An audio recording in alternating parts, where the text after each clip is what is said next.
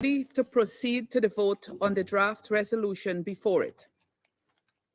I now give the floor to those members of the Council who wish to make statements before the vote. I give the floor to the representative of Algeria. Thank you, Madam President. And my sincere appreciation for your efforts in convening this meeting to deliberate and take action on the draft resolution S 2024-173.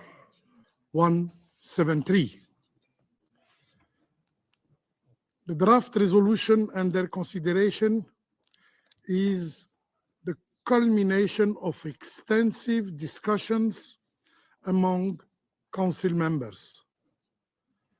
As the primary custodian of international peace and security, the Security Council cannot afford passivity in face of the call for a ceasefire in Gaza. By presenting this text, our intention is to empower the Council to fulfill its mandate and protect lives, commencing with an immediate humanitarian ceasefire. Ample time have been afforded for Council members to deliberate on the content of the text. Our approach involved meticulous consideration of received proposal and amendment, resulting in what we believe is a balanced text, capable of garnering broad support. The draft resolution underscores key elements, including a humanitarian ceasefire,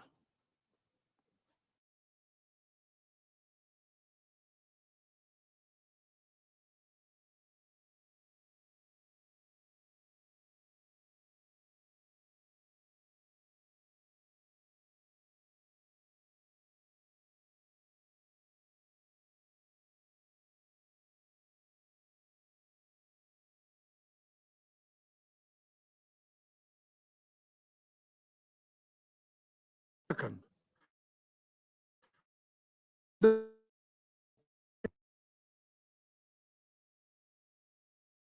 aid delivery to all parts of the Gaza Strip. Third, rejection of forced displacement of Palestinians. 4, compliance with provisional measures ordered by the International Court of Justice. And fifth and last, the imperative for all parties to respect their obligations under international humanitarian law. Madam President, throughout this process, we have heard calls to give time to a parallel track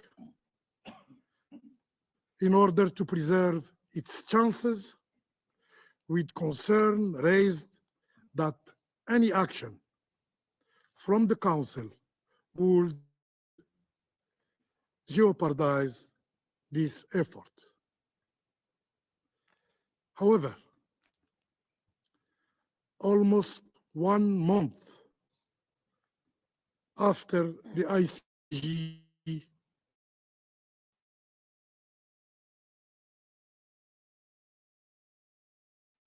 signs of hope are still for improvement of the situation in Gaza. Silence. Silence, we contend, is not a violation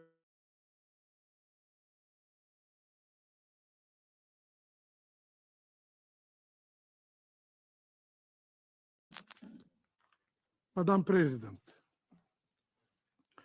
members of the Security Council bear the responsibility that uphold international peace and security. This resolution is a stance for truth and humanity, standing against the advocates for murder and hatred. A vote in favor of this draft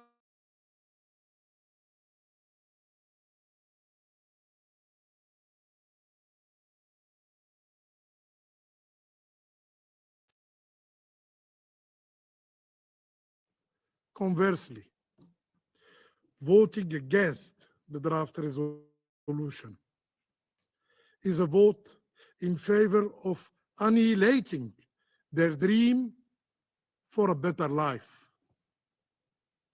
A vote in favor of the draft resolution stands in solidarity with the right of Palestinian women, while opposing it means to accept degrading practices that destroy their dignity. Furthermore, supporting the draft resolution means endorsing the Palestinian right to food.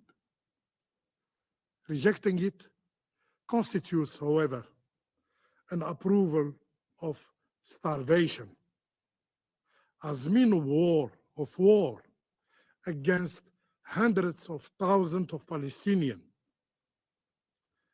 A vote in favor of the draft is a defense of the right to health, while voting against it is an approval of violation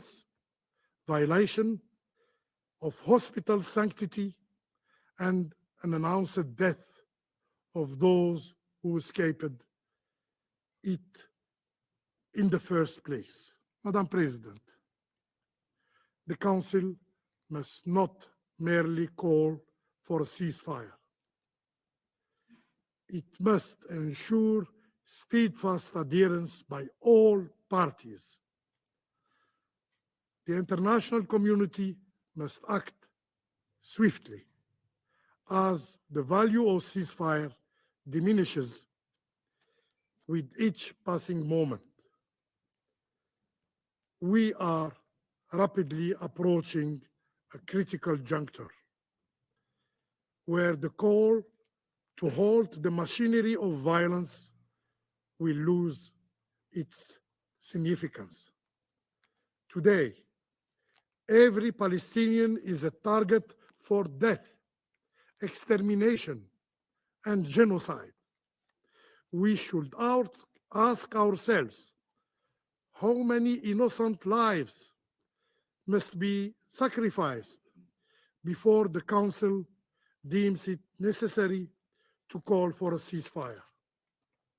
For us, and I hope for all the security members, I hope for all the Security Council members,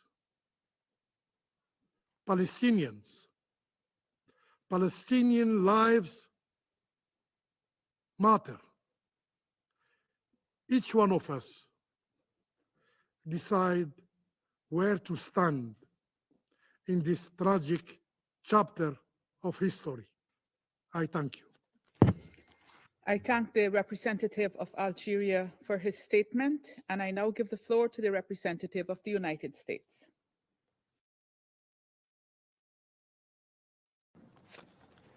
Colleagues, for months, the United States has tirelessly pushed toward a goal that all of us should aspire to: a sustainable resolution of the Gaza conflict so that Israelis and Palestinians can live side by side and enjoy equal measures of security, dignity, and freedom. To build towards that future, the United States is working on a hostage deal between Israel and Hamas, along with Egypt and Qatar. This hostage deal would bring an immediate and sustained period of calm to Gaza for at least 6 weeks. And from there, we could take the time to build a more enduring peace. President Biden has had multiple calls in recent days with Prime Minister Netanyahu, as well as the leaders of Egypt and Qatar, to push this deal forward. And though gaps remain, the key elements are on the table so that if an arrangement is reached, it would help create the conditions for sustainable cessation of hostilities, which I know all of us would like to see. Of course, we want this deal to happen as soon as possible, as is shown by our exhaustive efforts. But sometimes hard diplomacy takes more time than any of us might like. Believe me, I understand the desire for the Council to act urgently, to positively shape the situation in line with the Security Council's mandate. Still, that desire cannot blind us to the reality of the situation on the ground. It cannot come at the expense of undermining the only, and let me repeat, the only path available toward a longer, durable peace. And that is why you've heard me say over and over again, any action this Council takes right now should help, not hinder these sensitive and ongoing negotiations. And we believe that the resolution on the table right now would, in fact, negatively impact those negotiations. Demanding an immediate, unconditional ceasefire without an agreement requiring Hamas to release the hostages will not bring about a durable peace. Instead, it could extend the fighting between Hamas and Israel, extend the hostages' time in captivity, an experience described by former hostages as hell, and extend the dire humanitarian crisis Palestinians are facing in Gaza. None of us want that. And so I reiterate the United States' belief that while numerous parties engage in sensitive negotiations, this is not the time for this resolution, which jeopardizes these efforts. Colleagues, I communicated our concerns publicly and privately over the last several weeks. We've submitted numerous rounds of edits. All were ignored. And so for that reason, the United States has offered an alternative resolution that would do what this text does not. Pressure Hamas to take the hostage deal that is on the table and help secure a pause that allows humanitarian assistance to reach Palestinian civilians in desperate need. Again, there's much more we all agree on, and the alternative resolution put forward by the United States is rooted in those shared beliefs. To start, in line with President Biden's comments last week, our text calls for a temporary ceasefire in Gaza as soon as practicable, based on the formula of all hostages being released. Last I checked, no one here opposes this. A majority of us also agree that it's time for this Council to condemn Hamas. We know because you provided that feedback to Russia on its PRST and to Algeria on its resolution, a feedback that was inexplicably ignored. Should the US resolution be adopted, it would be the first to condemn Hamas for the abhorrent attacks of October 7th, including the sexual violence documented that day. The US text also makes clear that Hamas has no place in future governance of Gaza, nor does Hamas represent the dignity or self-determination of the Palestinian people. Again, all things I believe we agree on. In addition, our draft states there can be no reduction of territory in the Gaza Strip and rejects, as we have before in Resolution 2720, any forced displacements of civilians in Gaza. It also highlights the concerns many council members have regarding the fate of civilians in Rafah, making clear that under current circumstances, a major ground offensive into Rafah should not proceed. Colleagues, this is not as some members have claimed, an American effort to cover for an imminent ground incursion. Rather, it is a sincere statement of our concern for the 1.5 million civilians who've sought refuge in Rafah. Civilians must be protected and have access to humanitarian assistance and basic services. On that note, our text outlines a path for implementation of Resolution 2712 and 2720, including provisions that call for the expansion of aid at scale. It also further clarifies and strengthens the mandate of the Senior Humanitarian and Reconstruction Coordinator for Gaza, Sigrid Kaag, whose plan I know we all support. As in previous resolutions, it places an emphasis on the protection of civilians and humanitarian workers, and it calls for lifting all barriers to the provision of humanitarian assistance, opening additional humanitarian routes, and keeping current border crossings open. Our draft also aims to support the Secretary General's effort to investigate those UNRWA personnel who directly participated in October 7th, and it supports the work of the independent review group led by Catherine Colonna, focused on ensuring UNRWA's neutrality. These and other steps are necessary to restore donor confidence. Finally, and as always, the draft reiterates our unwavering commitment to the vision of the two-state solution, where two democratic states, Israel and Palestine, live side by side in peace, within secure and recognized borders, under a revamped and revitalized Palestinian Authority. Colleagues, this resolution reflects the many ideas that have been shared over the past month, but which are not reflected in the text before us today. And we believe it will both support the ongoing negotiations and lay the groundwork for a sustainable peace in the region. But in addition to getting the what of this text correct, we also know it's critical to get the how and when of it right too. We will work in earnest in negotiating this text, and indeed intend to leave time for everyone to comment rather than impose an arbitrary deadline for the vote. Colleagues, we're at a pivotal moment and a critical one. Critical for the hostages who've been held captive for nearly 20 weeks in Gaza, and critical for their families who are desperate to be reunited with their loved ones. Critical for Palestinians whose homes and families have been destroyed and who now wonder where they'll find their next meal.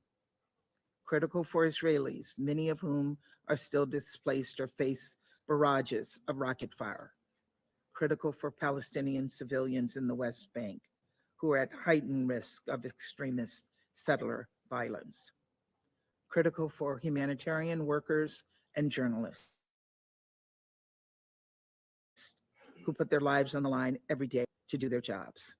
And critical to everyone who desperately want to see sustainable peace in this region. That includes, I believe, every single person in this room. And so let us commit to doing this the right way and at the right time so that we can create the right conditions for a safer, more peaceful future. Thank you, Madam President. I thank the representative of the United States for her statement, and I now give the floor to the representative of the Russian Federation.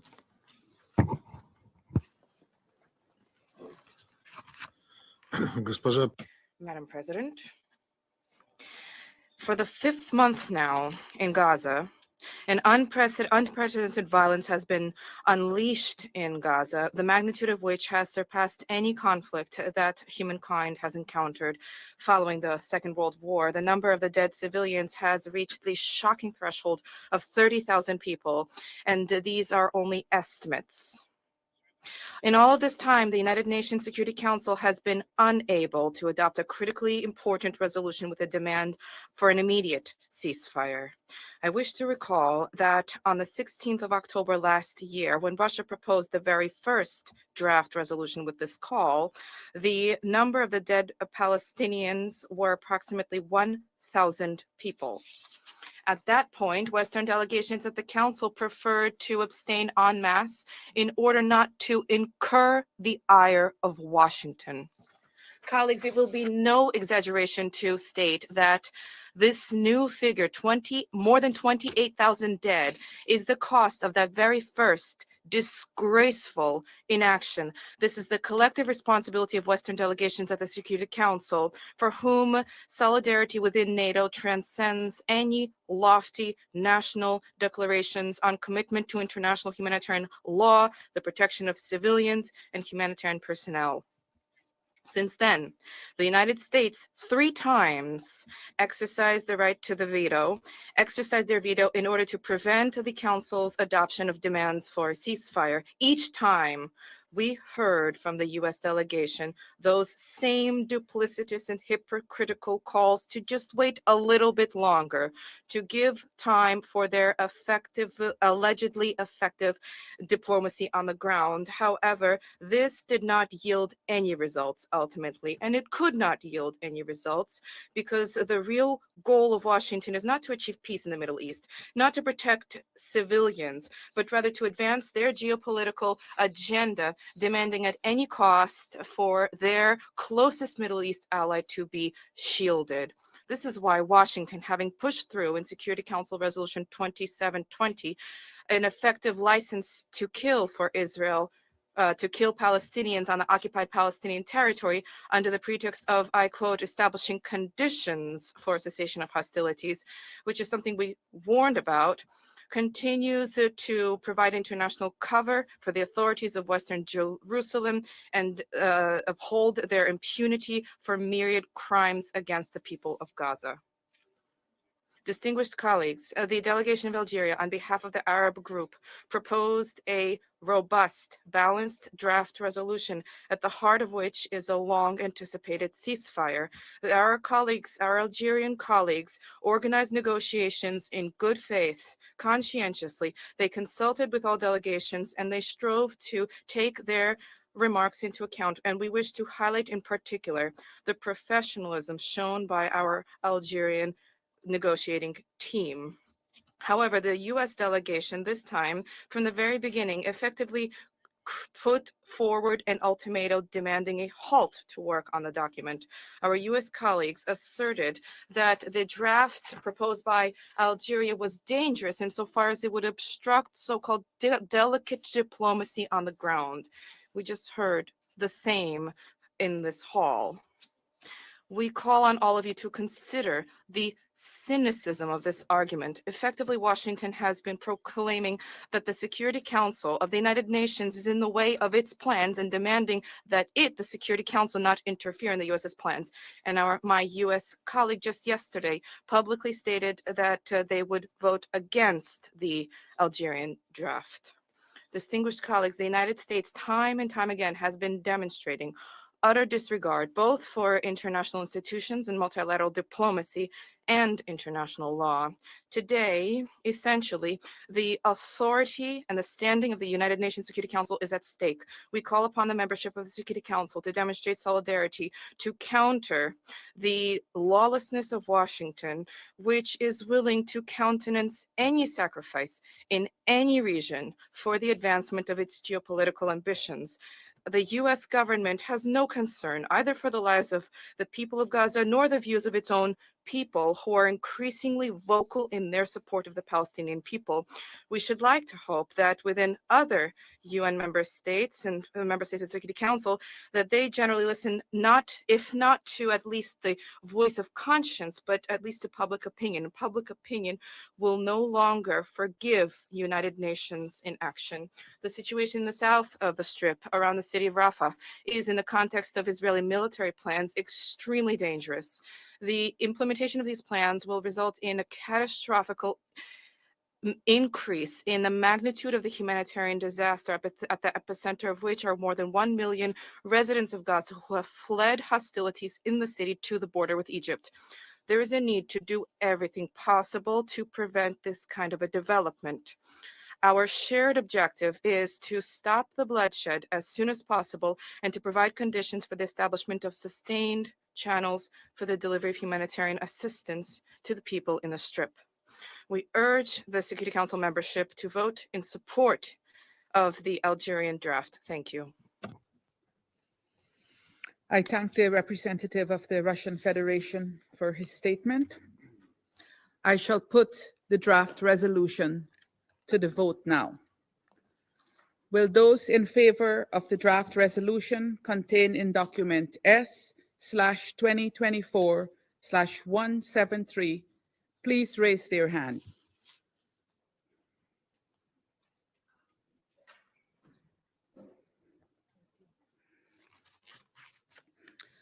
Those against? Abstentions?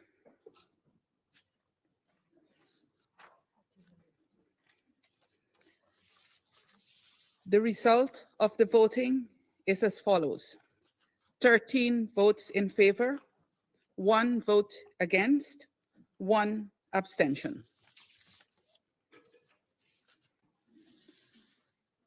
The draft resolution has not been adopted owing to the negative vote of a permanent member of the Council.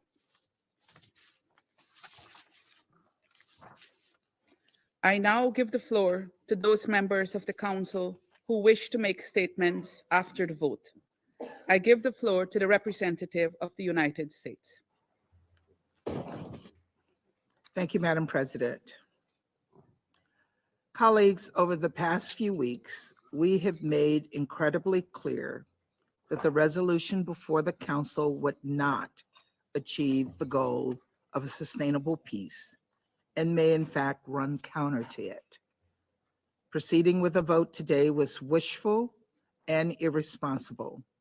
And so while we cannot support a resolution that would put sensitive negotiations in jeopardy, we look forward to engaging on a text that we believe will address so many of the concerns we all share, a text that can and should be adopted by the Council so that we can have a temporary ceasefire as soon as practicable based on the formula of all hostages being released. This temporary ceasefire is critical to getting aid into the hands of Palestinian civilians who desperately need it. We should look towards this text so that we can finally condemn Hamas for their horrific attacks on October 7th, which set this conflict into motion, so that we can empower Senior Coordinator Cog and the United Nations, because her success is the UN's success. And it is so very needed to ensure civilians get the aid that they need more efficiently and effectively, and just more, period. And so that ultimately we can together help create a future in which Israelis and Palestinians live in states of their own, side by side, in peace. We're committed to engaging constructively on our resolution with you all in the days to come to that end. And we will continue to tirelessly engage in direct diplomacy and negotiations on the ground. Thank you. Representative of the United States for her statement, and I now give the floor to the representative of China.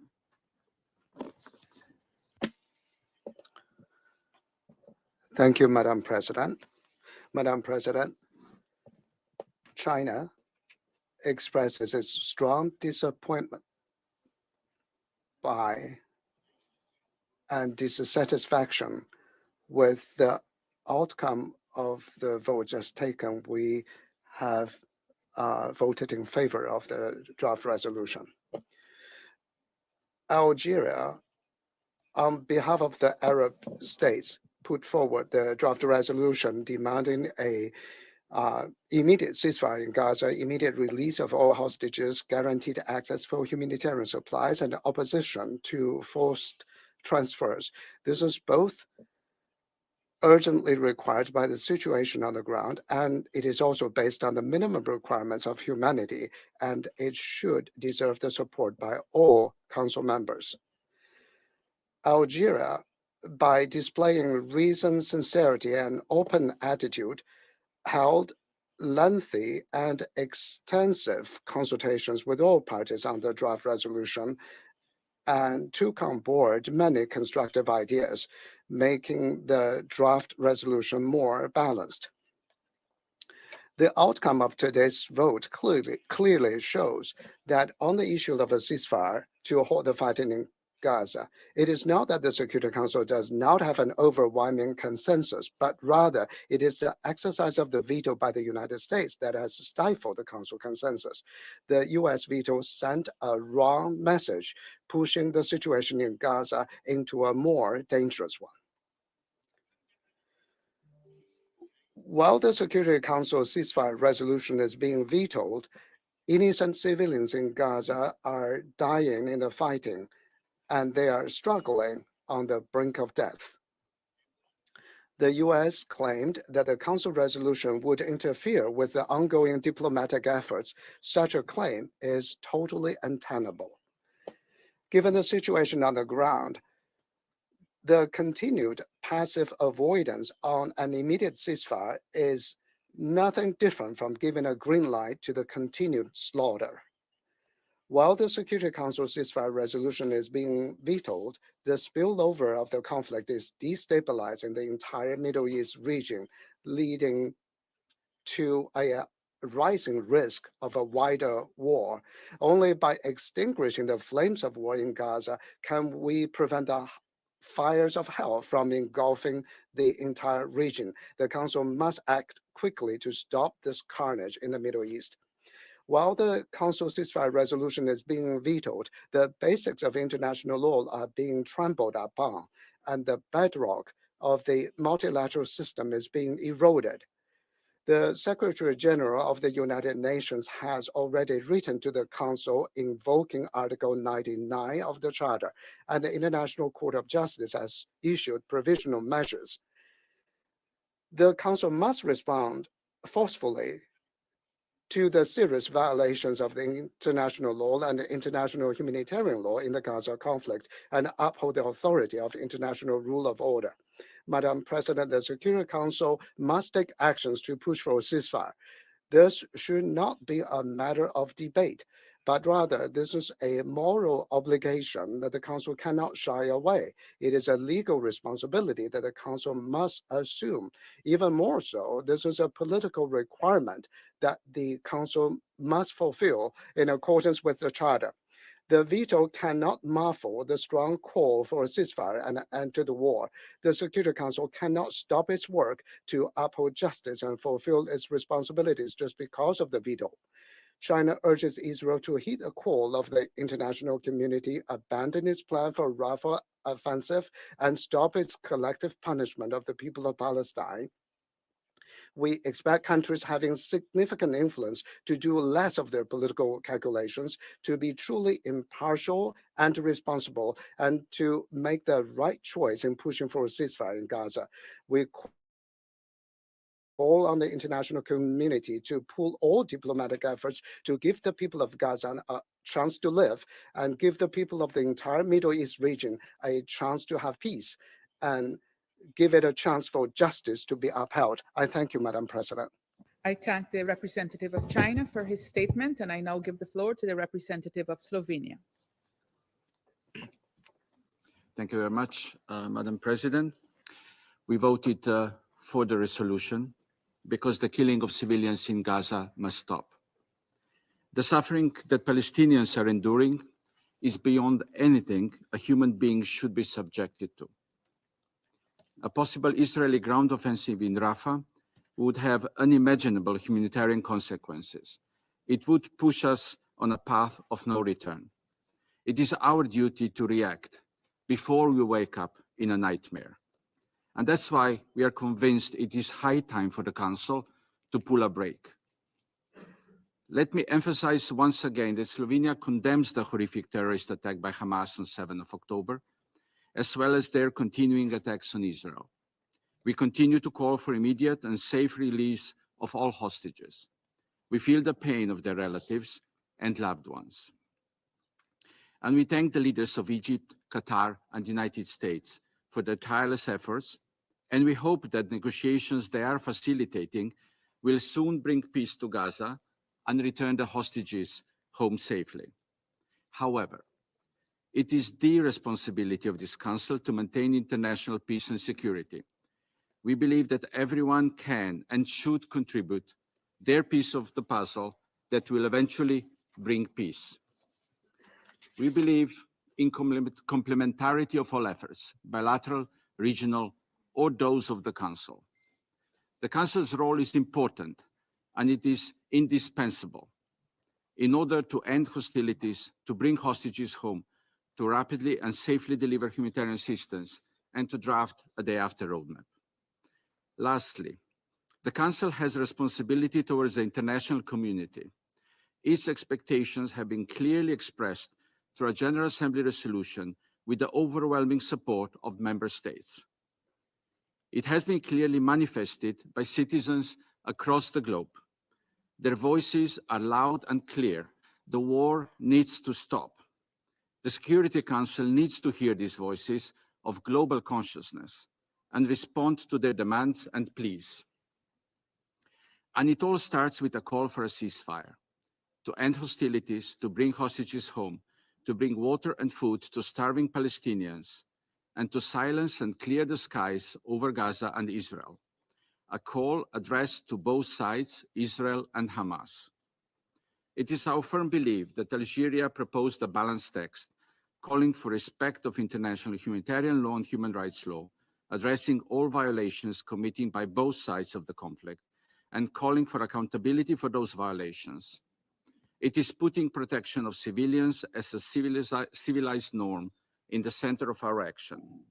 We therefore deeply regret that the Council was not able to pass this resolution, which we supported strongly. But we cannot give up.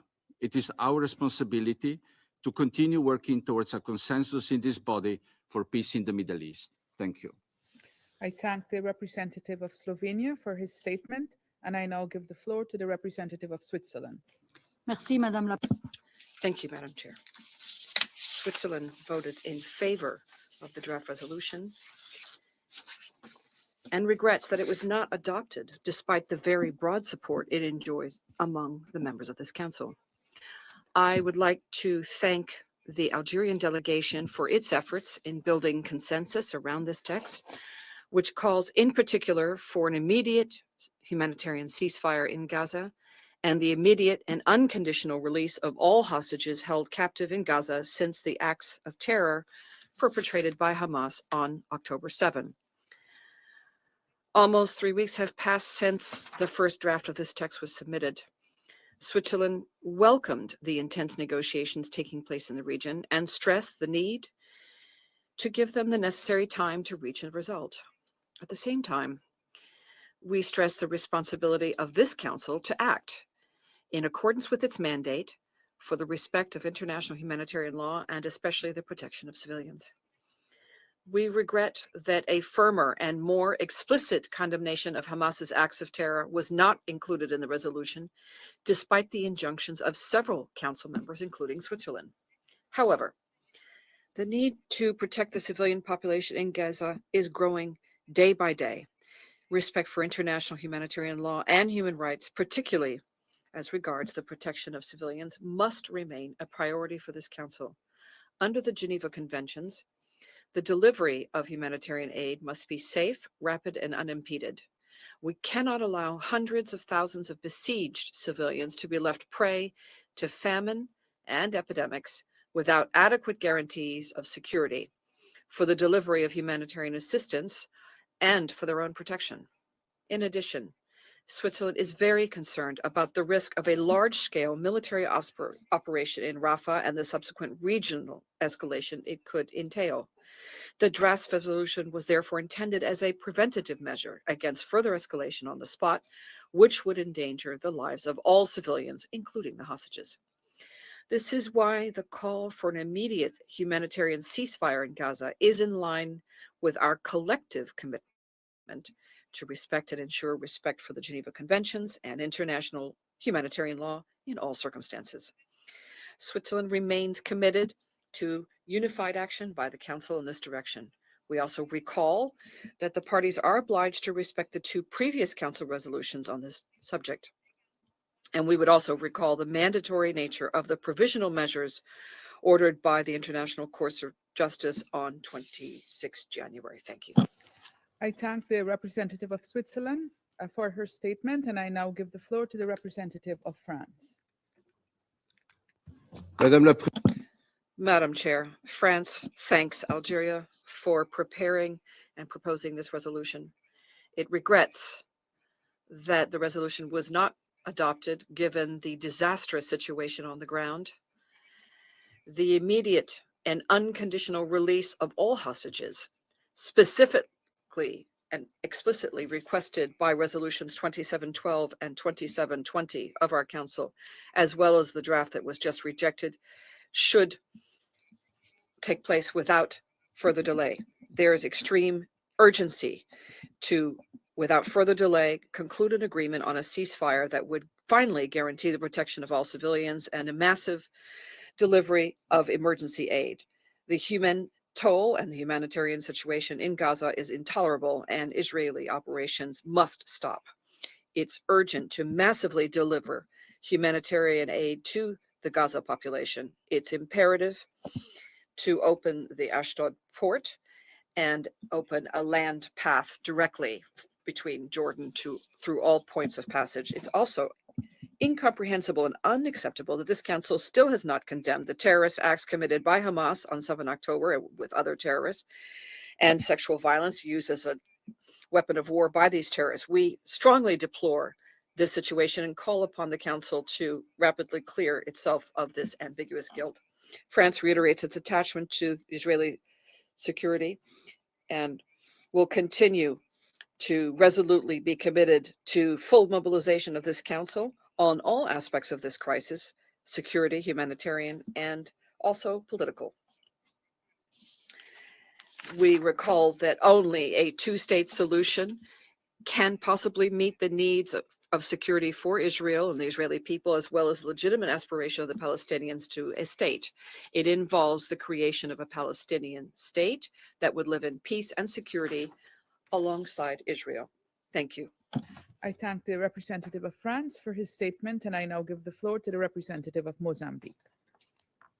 Madam President, I wish to begin by expressing our gratitude to the presidency of Guyana for having convened this meeting to take action on this important resolution on the Middle East, including the Palestinian question. We also express our sincere appreciation to Algeria for the tireless work that led to the tabling of the resolution aimed at ending the totally unacceptable and unbearable suffering of the Palestinian people, the humanitarian catastrophe currently unfolding in Gaza. Madam President, by voting in favor of this Security Council resolution, Mozambique aligns herself with the international community as a whole in its effort that overwhelmingly calls for the immediate cessation of hostilities in the Gaza Strip. We consider it imperative that all parties scrupulously comply with their obligations under international humanitarian law and international law, human rights law, in particular with regard to the protection of civilians and civilian infrastructures. We strongly call for the total and full compliance with the provisional measures laid down by the order of the International Court of Justice within the scope of Articles 2 and 3 of the Convention on the Prevention and Punishment of the Crime of Genocide, handed down on January 26, 2024. Throughout history, we had our share of painful experience with war and armed conflict. It is on this basis and on the dictates of the laws of war that we embrace that Mozambique firmly opposes the forced displacement of the Palestinian civilian population, women and children in particular. In that connection, we strongly appeal for the full implementation of the United Nations Security Council resolutions 2712 of 2023 and 2720 also of 2023. In the same vein, Mozambique demands the immediate and unconditional release of all hostages, as well as a guarantee of humanitarian access to meet the medical needs of all hostages.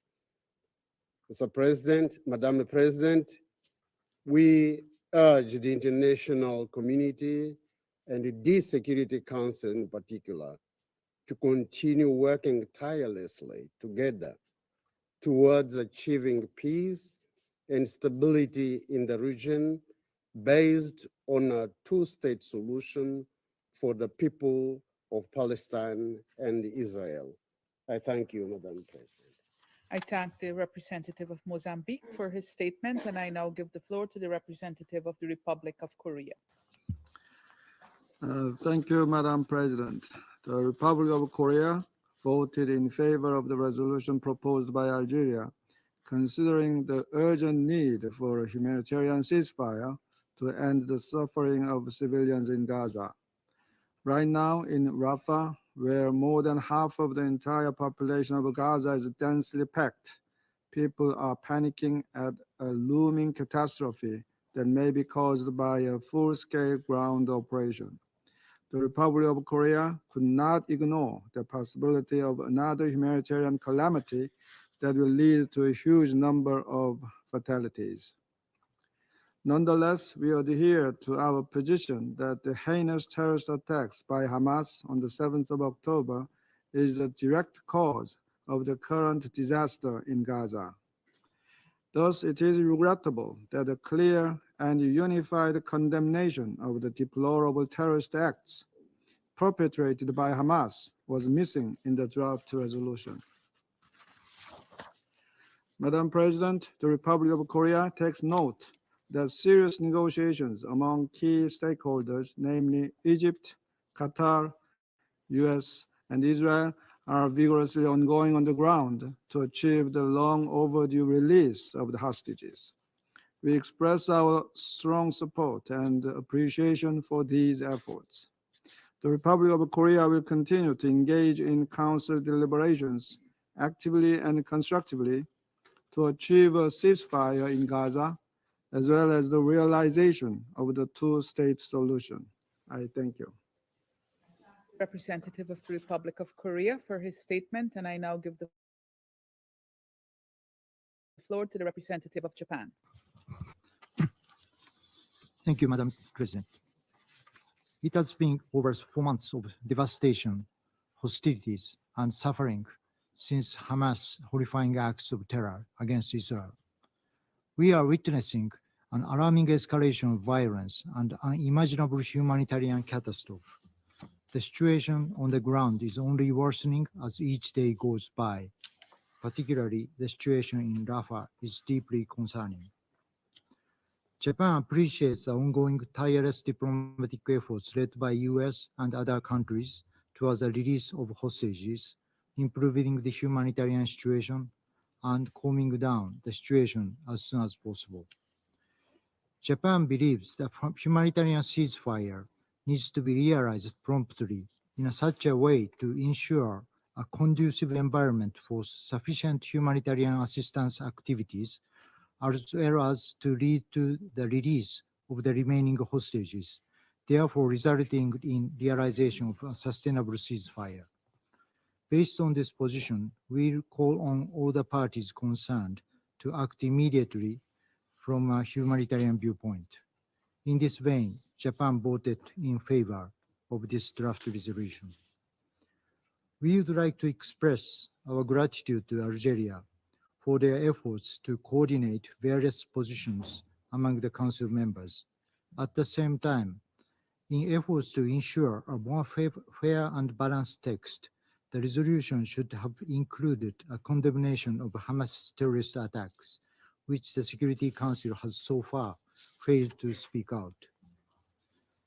Though we couldn't agree on a resolution which all the Council members can support, we are all engaging seriously to stop the violence.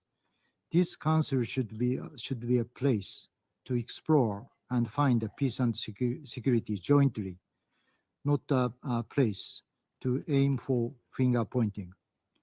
Japan will continue to work constructively with other Council members to find a path forward for peace and stability in the region. Thank you.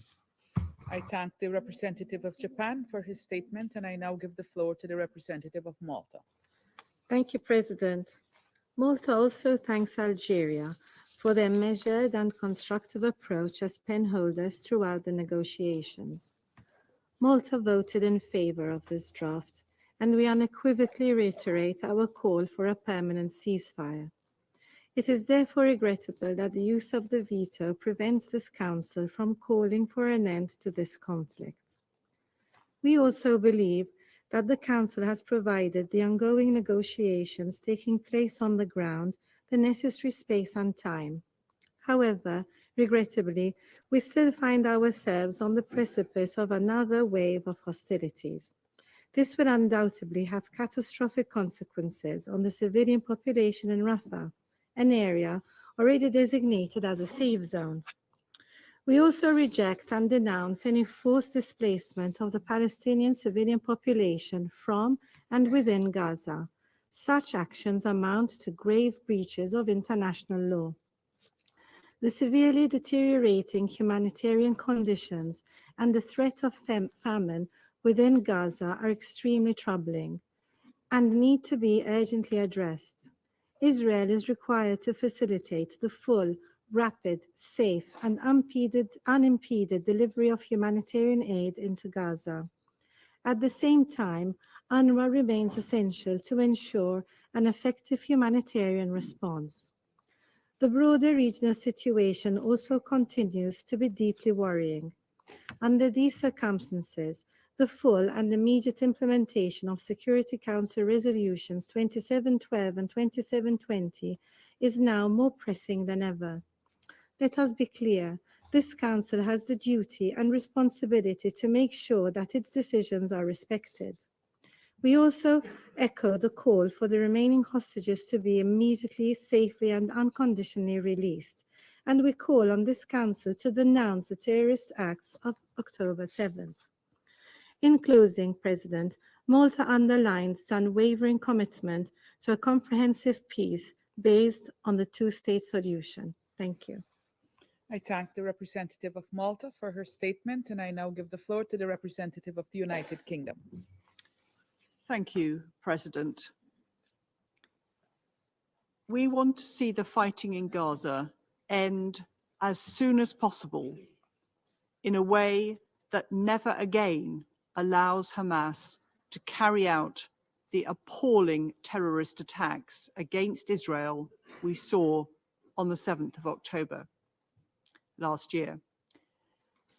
Palestinian civilians are facing a devastating humanitarian crisis.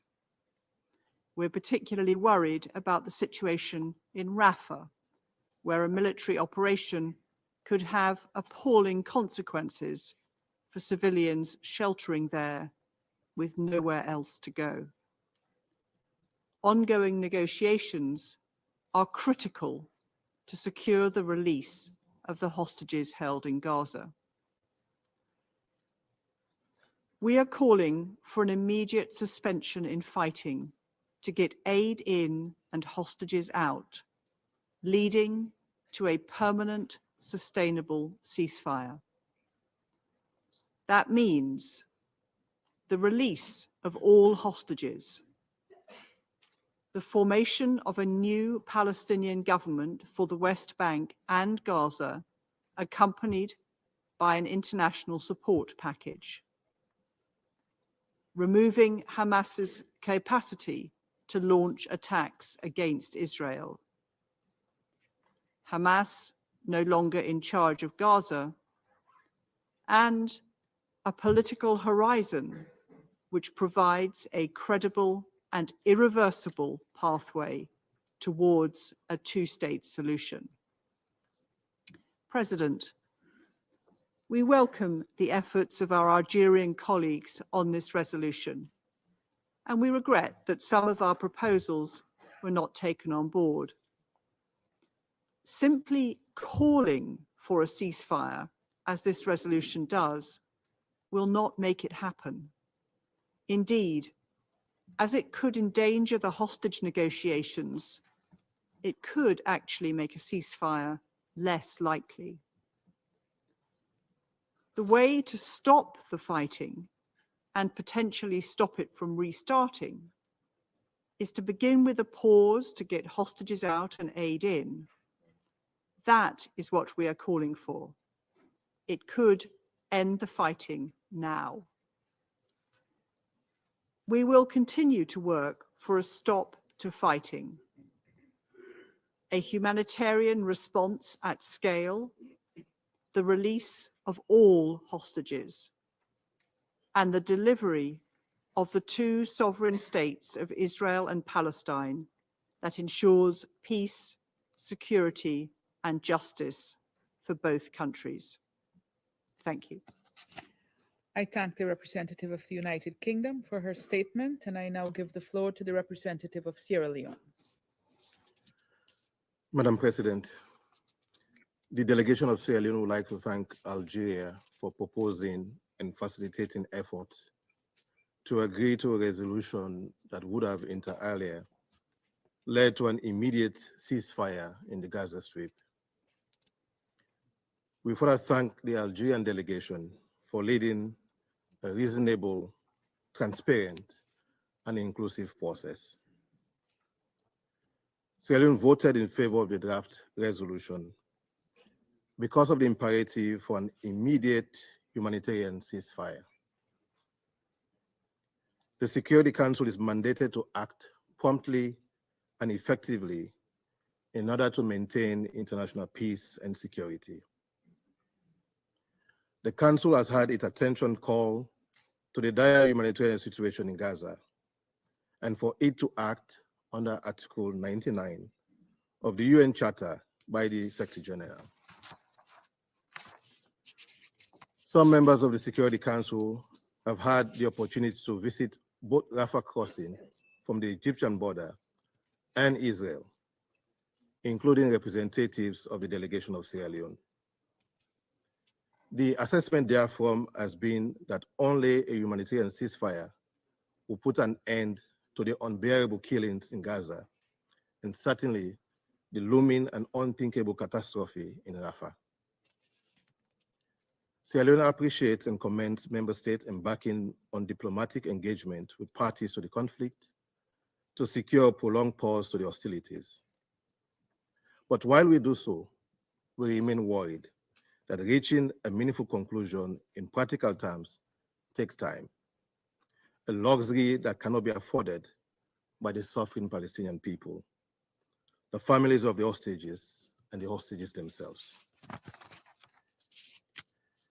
The other main organs of the United Nations have acted timeously and effectively in this tragic conflict. The UN General Assembly has adopted resolutions ES 1021 and ES 1022, with the overwhelming majority demanding in the latter an immediate humanitarian ceasefire in Gaza. The Secretary General of the UN invoked Article 99 of the UN Charter, last used over half a century ago, to warn us in this council of the humanitarian catastrophe we now see in Gaza. As council members, we were urged to demand an immediate humanitarian ceasefire. The International Court of Justice has acted promptly and rightly when called upon to do so by South Africa. Following the request for an indication of provisional measures, the ICJ, in its 26 January 2024 order, in the application of the Convention on the Prevention and Punishment of the Crime of Genocide in the Gaza Strip, South Africa versus Israel, inter alia specifically ordered, and I quote, that the state of Israel shall take immediate and effective measures to enable the provision of urgently needed basic services and humanitarian assistance to address the adverse conditions of life faced by Palestinians in the Gaza Strip, end of quote. The court deemed it necessary to emphasize that all parties to the conflict in the Gaza Strip are bound by international humanitarian law. It expressed its grave concern that the fate of the hostages abducted during the attack in Israel on 7th October 2023 and held since then by Hamas and other armed groups, and calls for their immediate and unconditional release. The ICJ further reminded the parties that the provisional measures ordered under Article 41 of the ICJ statute have binding effect and thus create international legal obligations for any party to whom the provisional measures are addressed.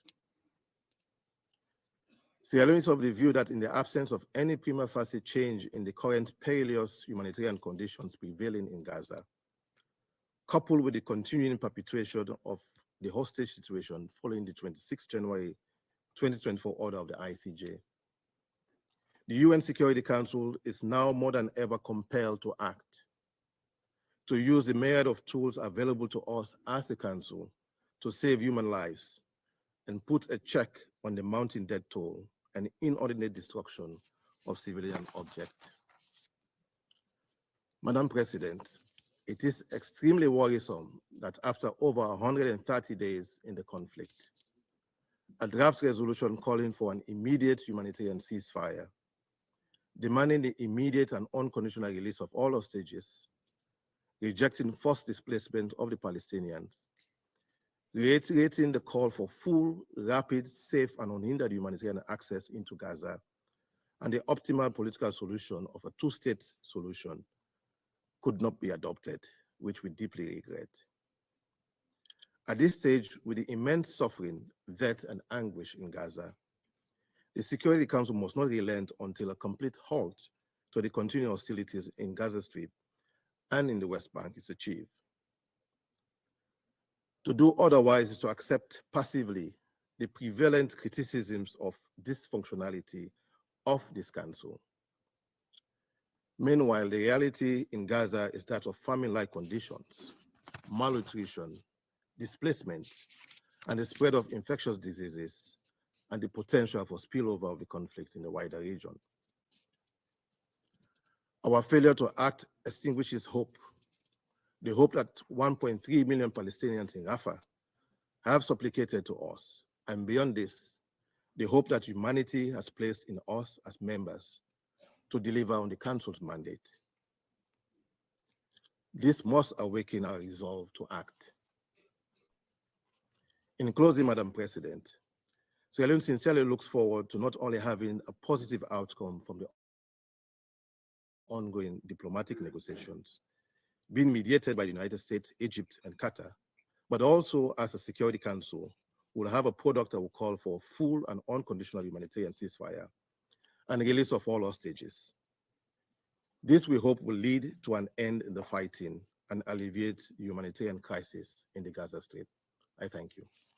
I thank the representative of Sierra Leone for his statement, and I now give the floor to the representative of Ecuador. Senora. Madam Chair, I would like to thank Algeria for the draft resolution that was introduced. Ecuador voted in favor of it, given that it believes that the Council needs to take a stand on the humanitarian situation, which is constantly unraveling with thousands of innocent victims. The draft that we just voted on was not perfect and included in it all the issues that we think were appropriate, but it was presented after a negotiations process that included the necessary elements about a situation which is deteriorating minute by minute. Mainly, it requests a humanitarian ceasefire that would make it possible to alleviate the situation for the civilian population. And it also demands the immediate and unconditional release of all hostages. And it deplores the violence against civilians and all acts of terrorism, including, implicitly, the horrific acts committed by Hamas in October of last year. However, it's worth mentioning that Ecuador, like several members of the council, insistently required that the text have an explicit condemnation of the terrorist actions of Hamas. And we regret that it was not included in the text. That condemnation was not there. However, we think it's important to clearly signal the responsibility that is evident of all those present and also point to the responsibilities that will be seen in future. Ecuador, Madam Chair, regrets at this time that it was not possible to adopt a resolution, and it will continue working so that the Council can take a stance and act effectively through successful adoption. Thank you. The representative of Ecuador for his statement, and I now give the floor to the representative of the Russian Federation.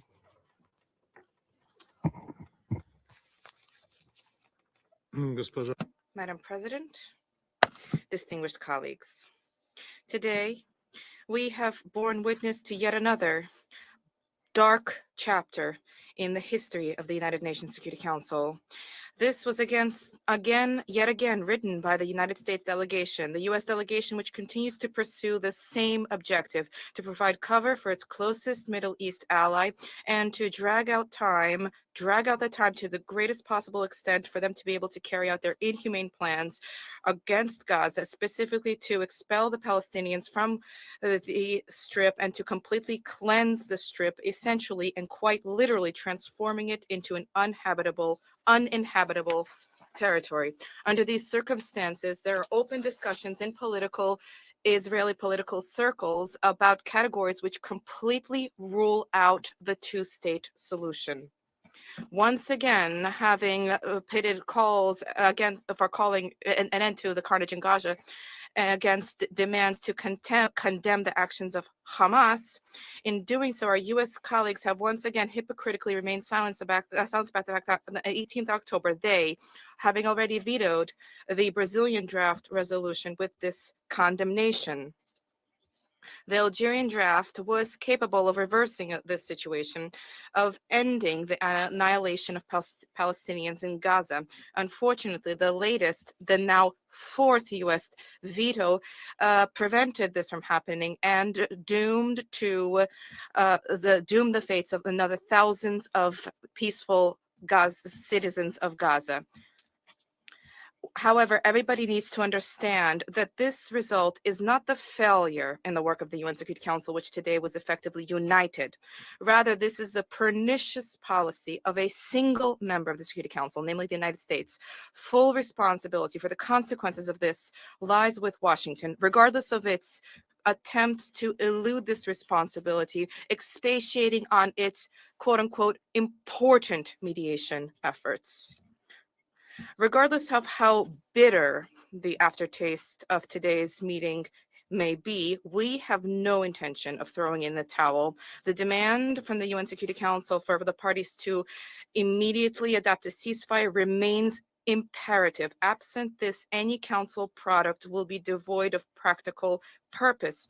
We all had an opportunity to see this based on the example of the toothless humanitarian resolutions on Gaza that the Council had previously adopted. And these remained letters on paper because, as we warned, amid circumstances of active hostilities, it is impossible to deliver humanitarian assistance or to monitor humanitarian pauses. Now, turning to the U.S. text, which previously today was so proactively championed by the United States representative, as far as we are aware, this text has not even been officially circulated at the Security Council, not to mention the fact that there was no comprehensive or meaningful discussion thereof. For this reason, for now, this all looks like further spoilers which are designed to detract attention from the latest shameful veto exercise by the US, veto on a critically significant resolution for a ceasefire in Gaza.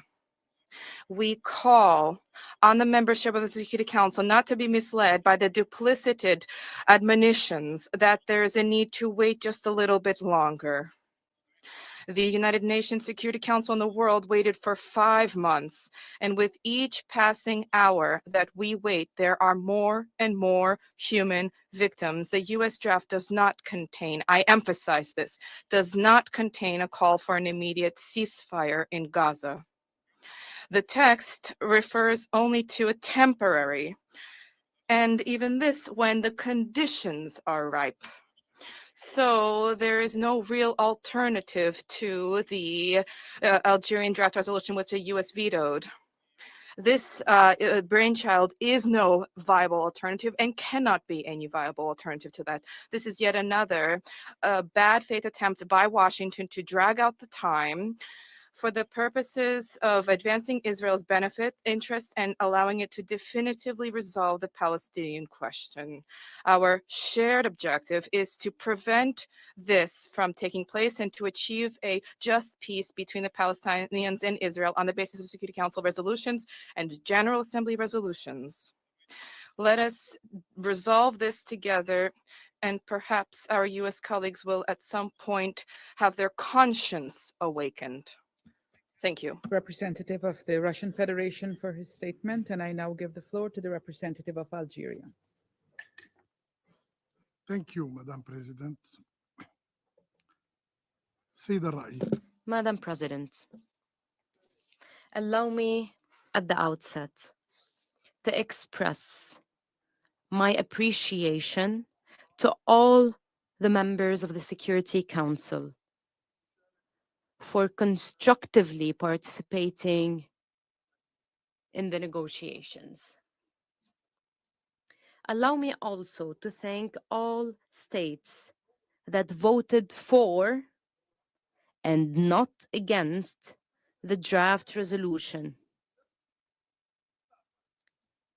I also thank those who abstained, because this draft resolution calls mainly for a ceasefire in Gaza. The draft resolution would have sent a strong message to Palestinians, saying that the world is not standing idly by their suffering. However, and unfortunately, the Security Council failed once again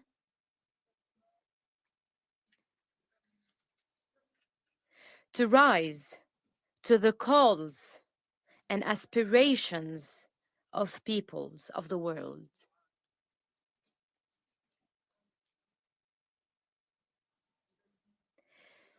This failure does not absolve the Security Council of shouldering its responsibilities. This failure does not absolve the international community of its obligations vis-à-vis the unarmed Palestinian people. This failure does not absolve the occupation power of its obligation to implement the precautionary measures ordered by the International Court of Justice. It is high time for the aggression to end.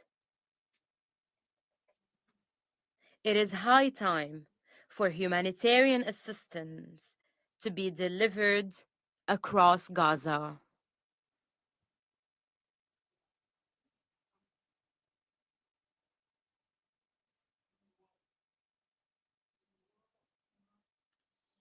It is clear that resolutions 2712 and 2720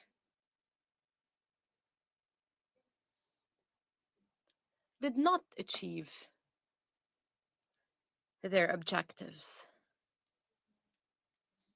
It is clear that assistance did not meet the basic needs of the Palestinian people. We have to acknowledge that only a ceasefire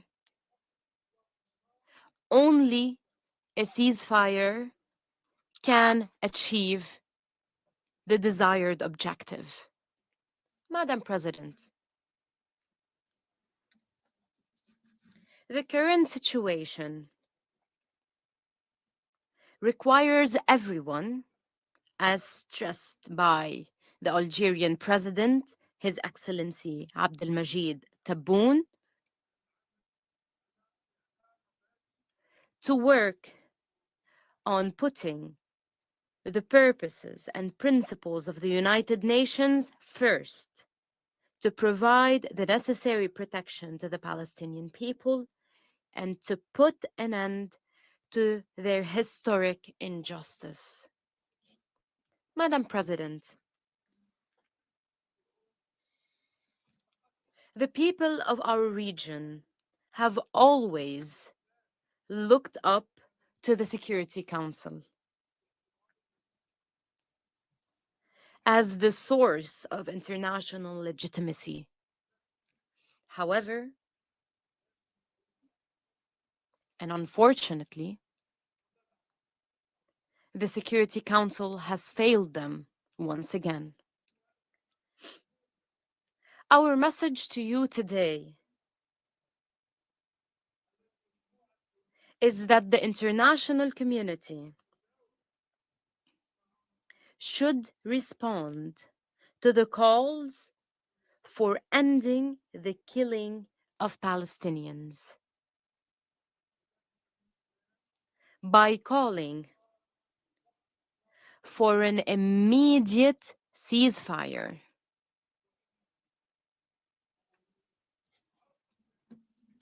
All those impeding such calls should review their policies and their calculations, because wrong decisions today will have a cost on our region and our world tomorrow. And this cost will be violence and instability. So ask yourselves, examine your conscience. What will your decisions today cause? How will history judge you? Madam President, before I conclude, I would like to tell everyone that we will bury our martyrs this evening in Rafah, in Gaza, in all Palestine, and that Algeria will return tomorrow on behalf of the Arab world, on behalf of Muslim countries, and on behalf of all the free people in the world.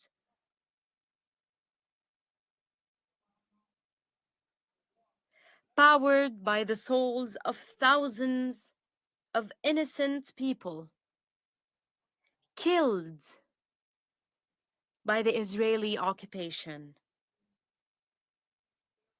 with no accountability whatsoever. Algeria will return to knock on the doors of the Security Council once again to call for putting an end to the bloodshed in Palestine. We will not stop until this council shoulders its responsibilities in full and imposes an immediate ceasefire.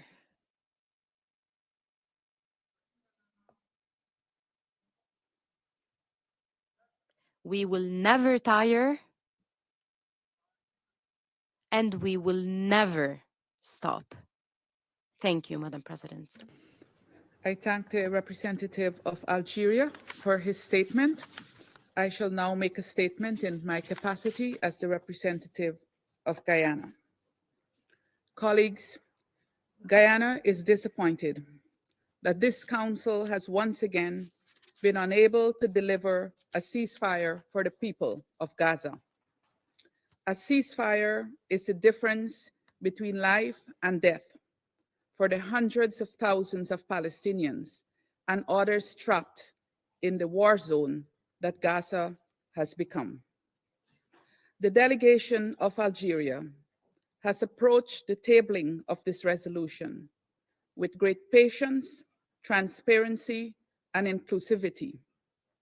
They have listened to all sides, acquiescing to requests for additional time to be given to other efforts underway.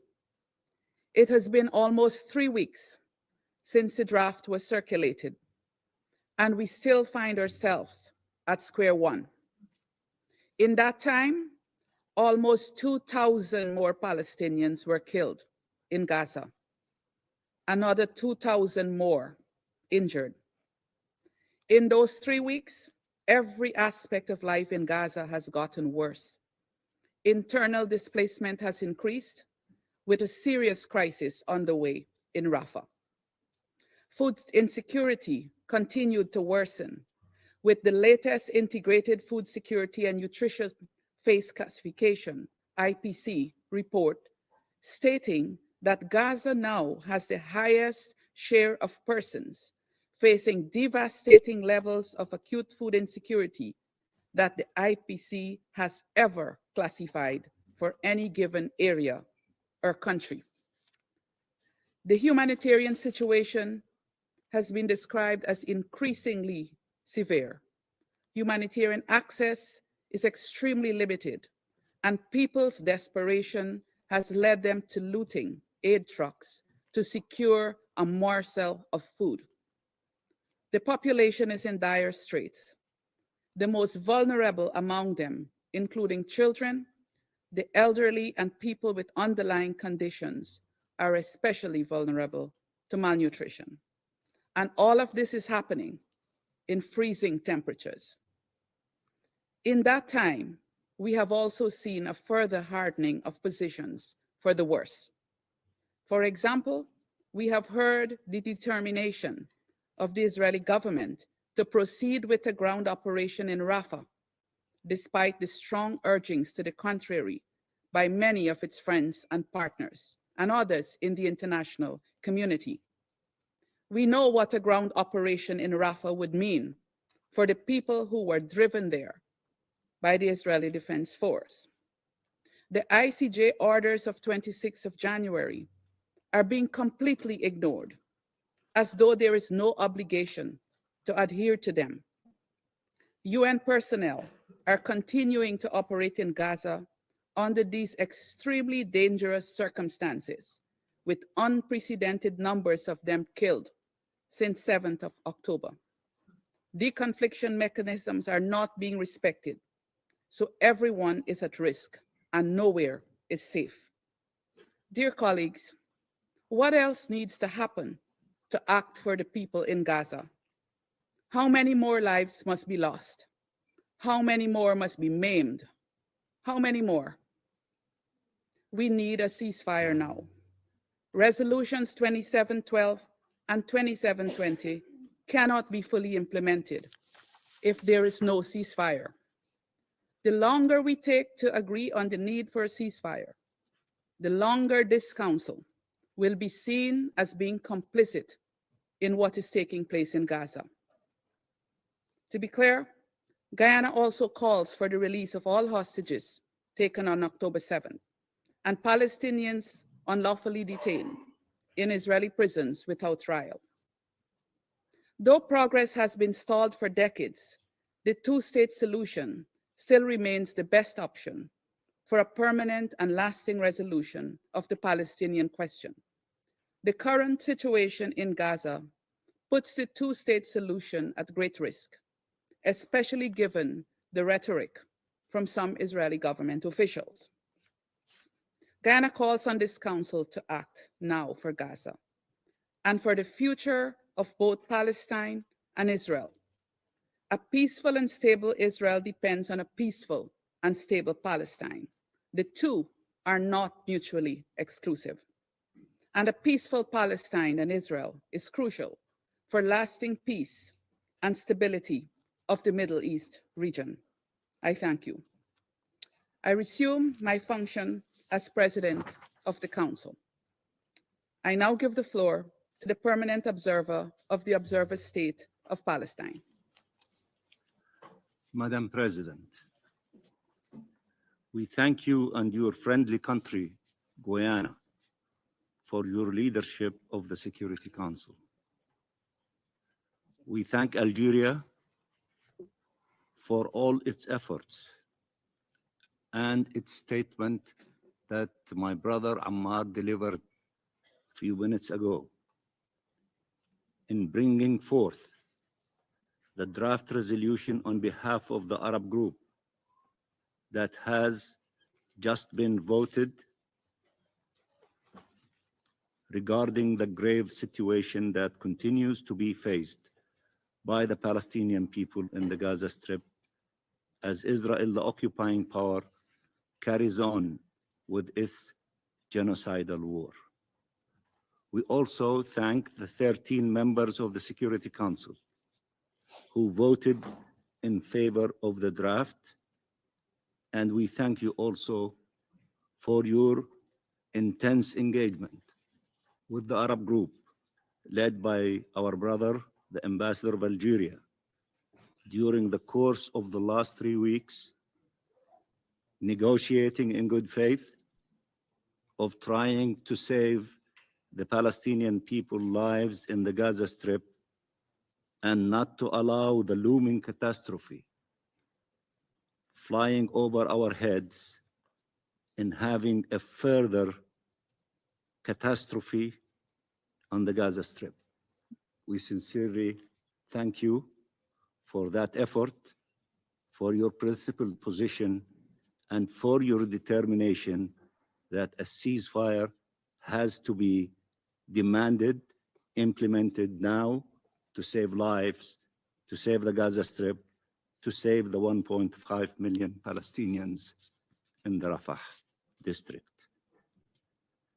This draft resolution was brought to the Council precisely because Israel persists with the onslaught, persists with every single grave breach it has been committing, despite the near unanimous calls by the international community for a ceasefire, and despite the ICJ provisional measures ordered to Israel to cease all acts of genocide and incitement to genocide, and to ensure humanitarian assistance to the Palestinian people, who every day are facing death and destruction and the torment of starvation and repeated forced displacement.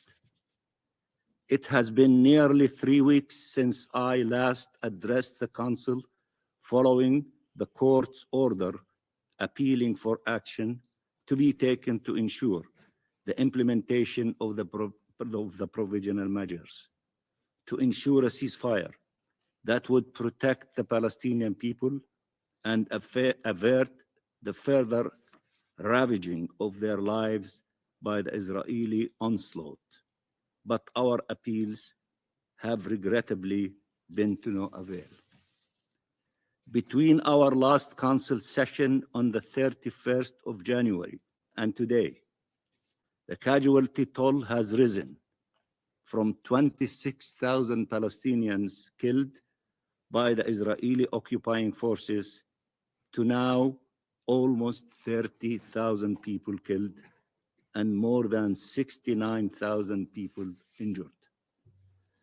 This means that in just the past 20 days alone, Israel has killed nearly 4,000 more Palestinian children, women, and men in just 20 days. This is a deplorable consequence of inaction. It means more than 200 Palestinians killed every day. It means that by the time this Security Council session ends, more than 25 Palestinians will have been killed. It means more babies will be murdered, wounded, amputated, and orphaned. More children will die of hunger and hypothermia and disease. It means the continued threat of the further forced displacement of families, the looming danger of a mass expulsion or worse, slaughter of the nearly 1.5 million people in Rafah who have nowhere to flee, no protection whatsoever. It means the continued deprivation of the entire population of Gaza, left without food, water, medicine, and shelter, essential to alleviate suffering and ensure survival. It means that the human lives that could have been spared and saved are instead being forsaken to Israel's genocidal war machine, deliberately, knowingly, by those who oppose a ceasefire. We all know this. We know the staggering figures. We have heard the warning from the Secretary General, the heads of all UN agencies on the ground, dozens of independent special rapporteurs and humanitarian and human rights agencies the world over.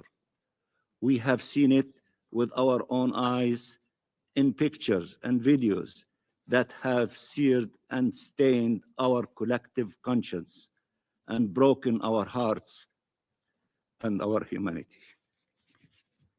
In the face of Israel's brazen violation of the ICJ order, the court sent another warning, issued another decision on 16 February, reminding Israel that it is bound to fully comply with its obligations under the Genocide Convention and all the provisional measures ordered by the court on 26 January.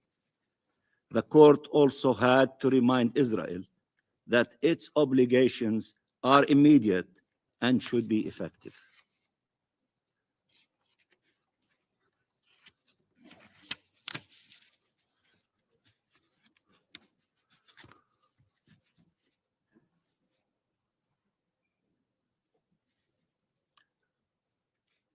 The call for ceasefire should have been agreed to long time ago. What threshold needs to be crossed for this council to finally demand a ceasefire? What could be more serious than the crime than genocide? History, as my brother Ammar said, is going to judge the council harshly.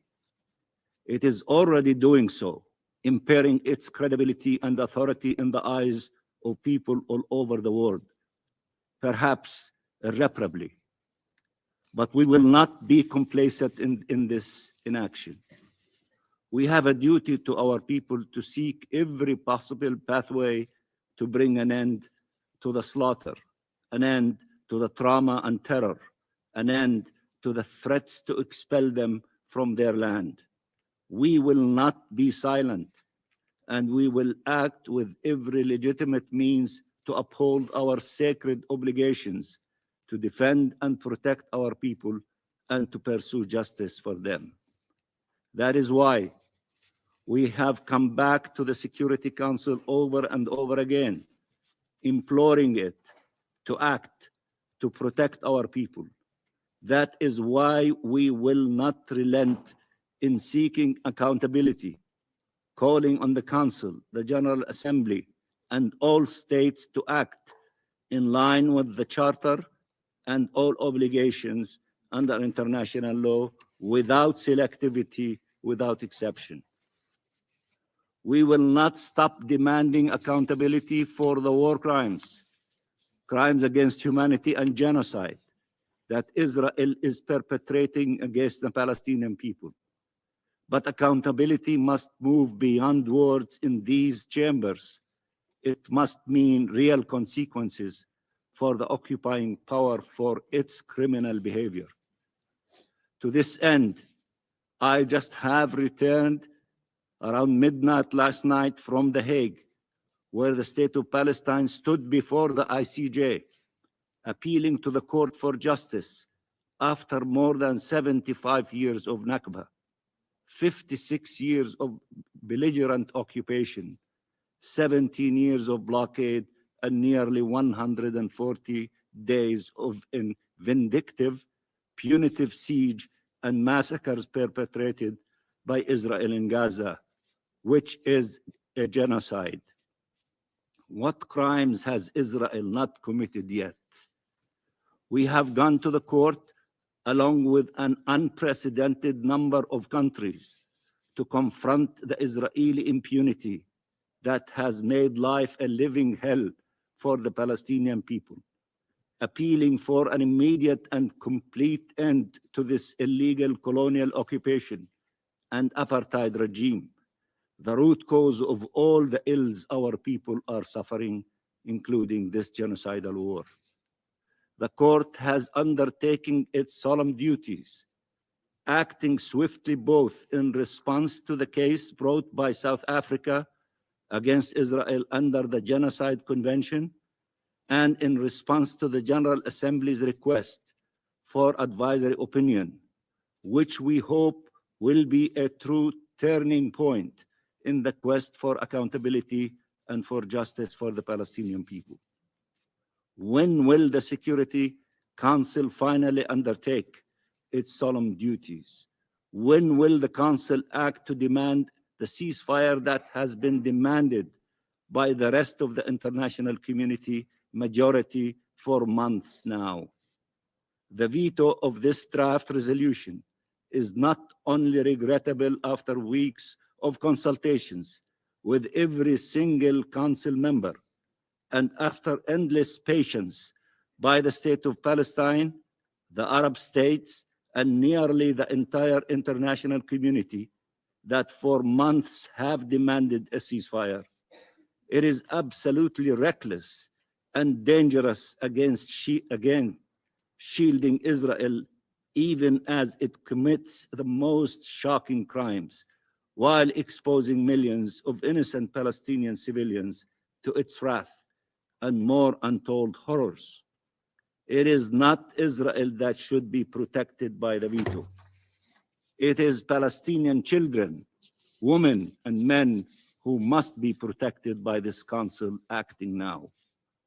Only with a ceasefire can we give a chance for life, for Resolution 2712 and 2720 to be implemented, as the President of the Security Council has indicated correctly. Ceasefire would allow these two resolutions to be implemented for humanitarian assistance to reach the millions of desperate people in need, for UNRWA and other UN agencies to deliver life-saving aid, and a chance for our collective efforts to chart a path for justice and peace. And as long as the Council fails to demand a ceasefire, it will be considered not only derelict in its duties, but an enabler of the most horrific crimes we are witnessing in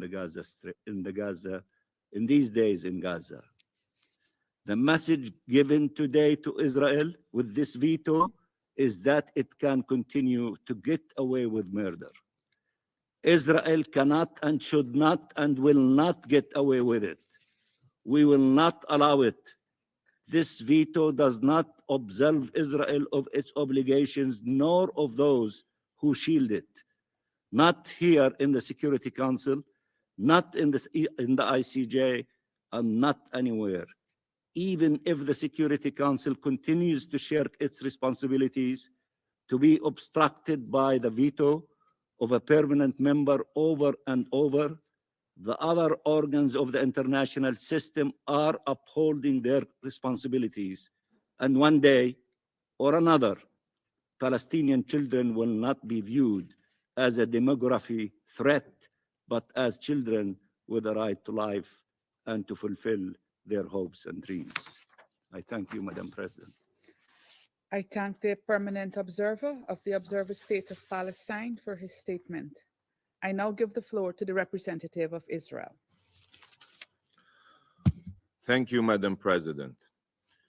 Since October 7th, this Council has voted upon numerous resolutions constructed around the same flawed theme, the concept of a ceasefire. This word is constantly mentioned in the Security Council, in the General Assembly, and by UN officials and agencies, as if it is a silver bullet, a magical solution to all of the region's problems. For the past 137 days, the only solution discussed on the international stage is this absurd notion of a ceasefire. Will a ceasefire bring home the hostages? Will a ceasefire eliminate Hamas? Will a ceasefire disarm Hezbollah, the Houthis, and all the other Iranian terrorist proxies in our region? Will a ceasefire end the genocidal ambitions of Palestinian terror groups aiming for Israel's annihilation? We're still waiting for President Abbas to condemn the October 7th massacre. What exactly will this silver bullet ceasefire achieve?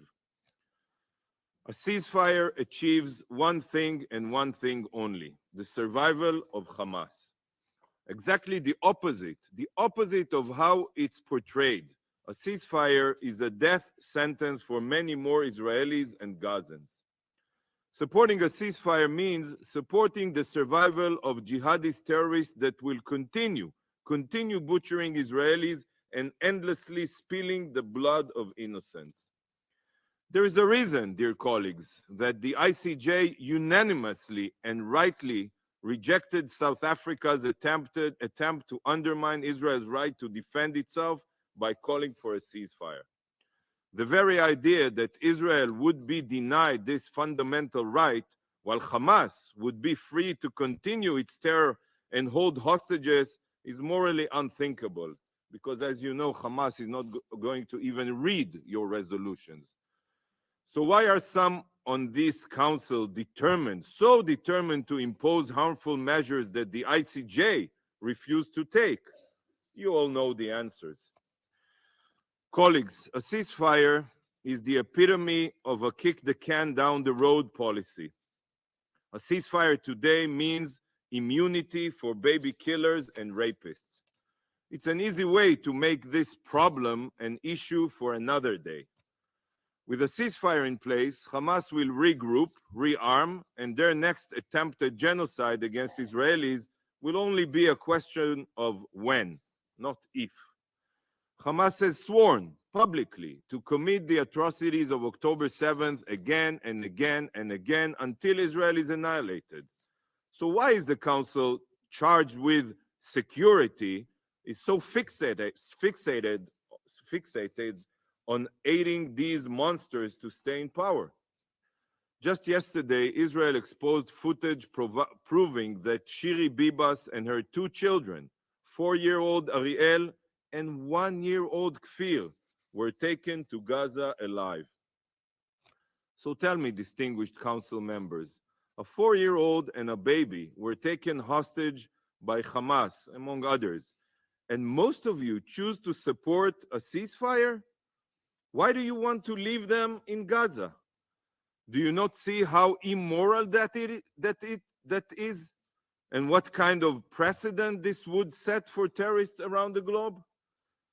Did you think about baby Kfir when you voted on this resolution? A resolution that would ensure that Kfir, along with 133 other hostages, remain in dark terror tunnels? Did you think about Noa Argamani? Noa's look of sheer horror as she violently separated from her boyfriend Avinoam Or and taken to Gaza on the back of a motorbike has become a symbol of the hostages' plight. In the heart-wrenching video, you can hear Noa screaming and pleading with the terrorists not to abduct her. Noa's mother, Leora, born Chong Hong Lee, a Chinese Israeli citizen originally from Wuhan, is terminally ill with stage 4 brain cancer.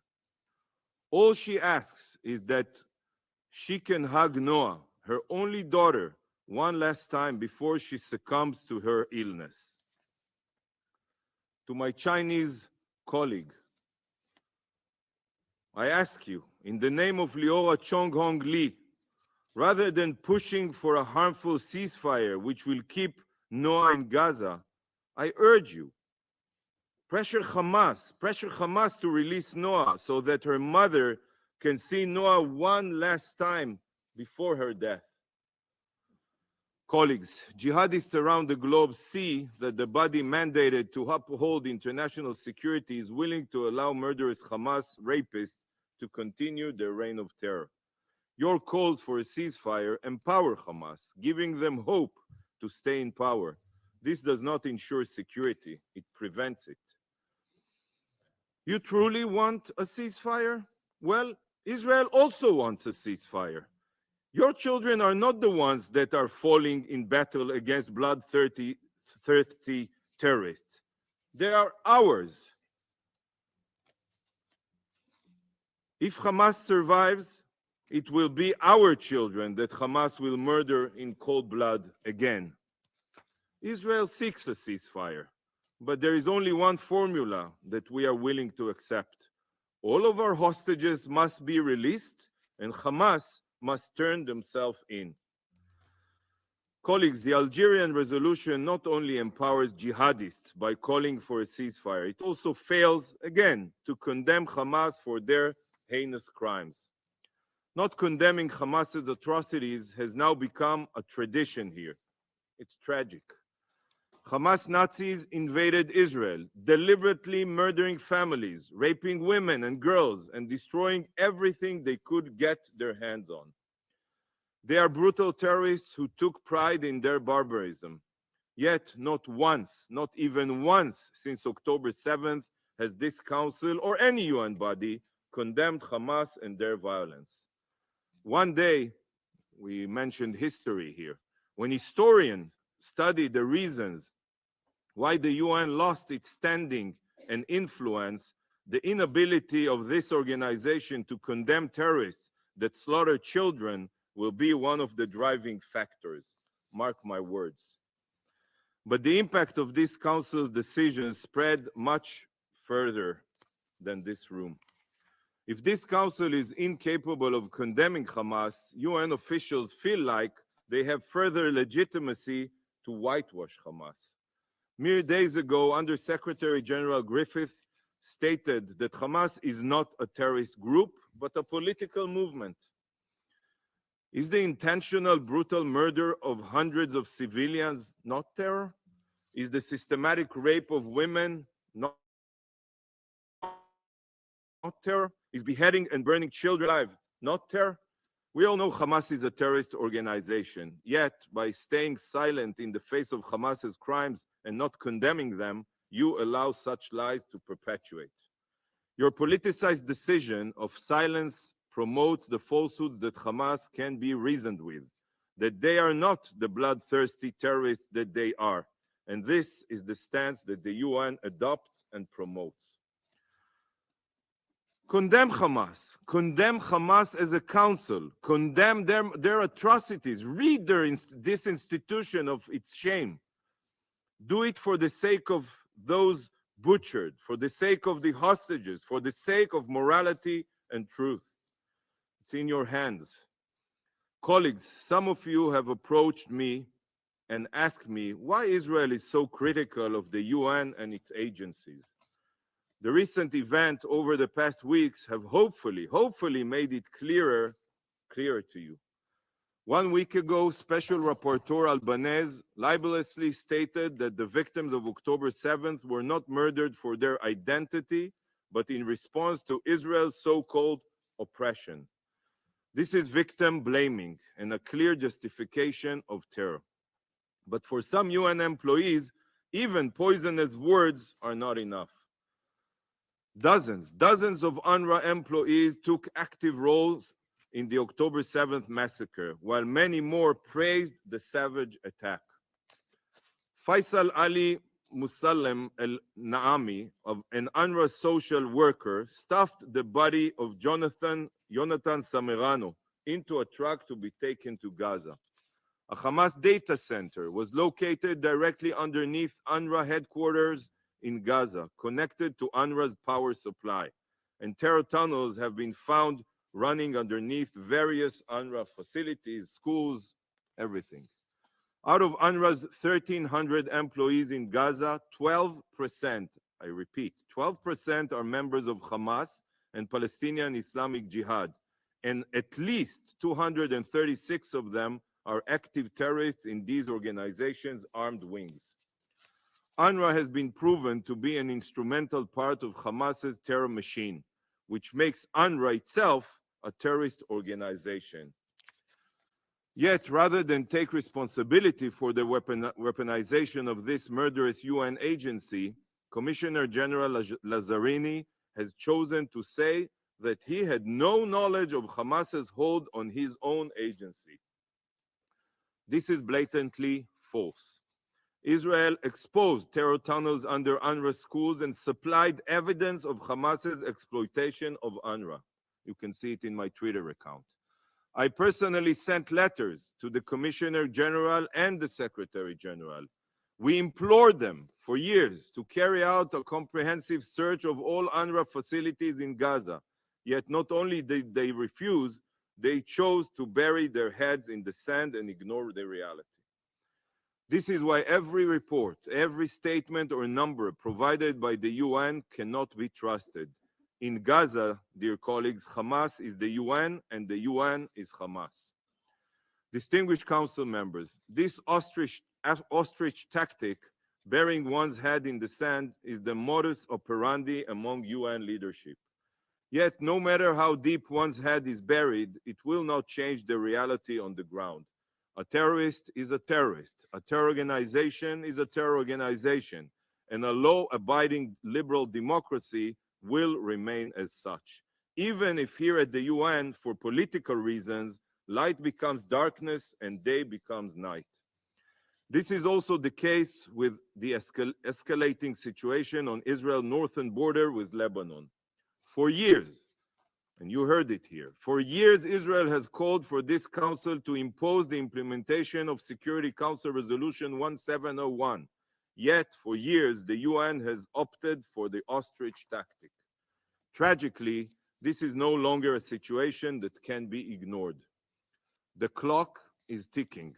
It is not a matter of years, but weeks before Israel will be forced to implement Resolution 1701 ourselves.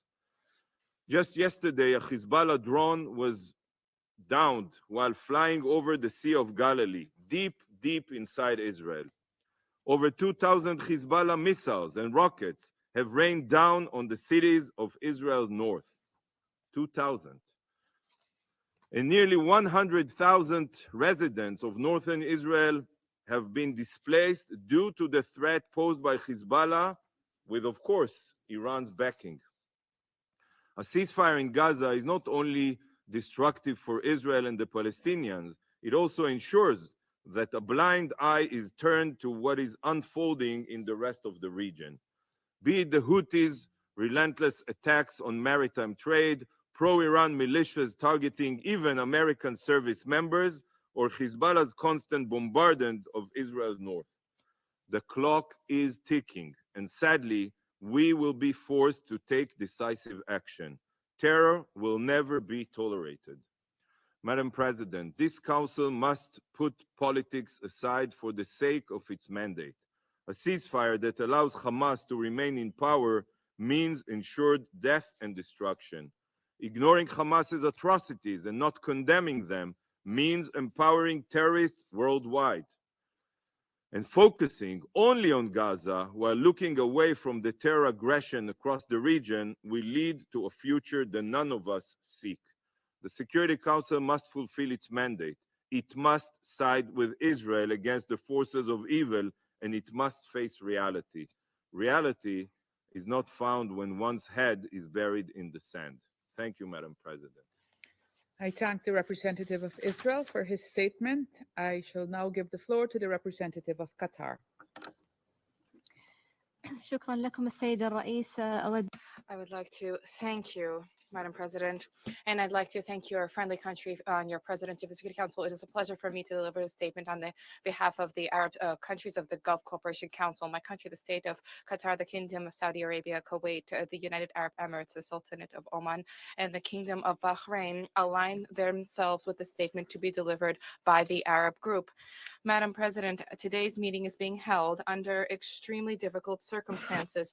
The situation in the Gaza Strip has increasingly deteriorated, and we are facing the worst humanitarian disaster the world has seen. According to UN reports today, there is no safe place in the Gaza Strip. Almost all residents of the Gaza Strip, whose number is more than 2 million, these 2 million people are now refugees and people faced with the risk of starvation.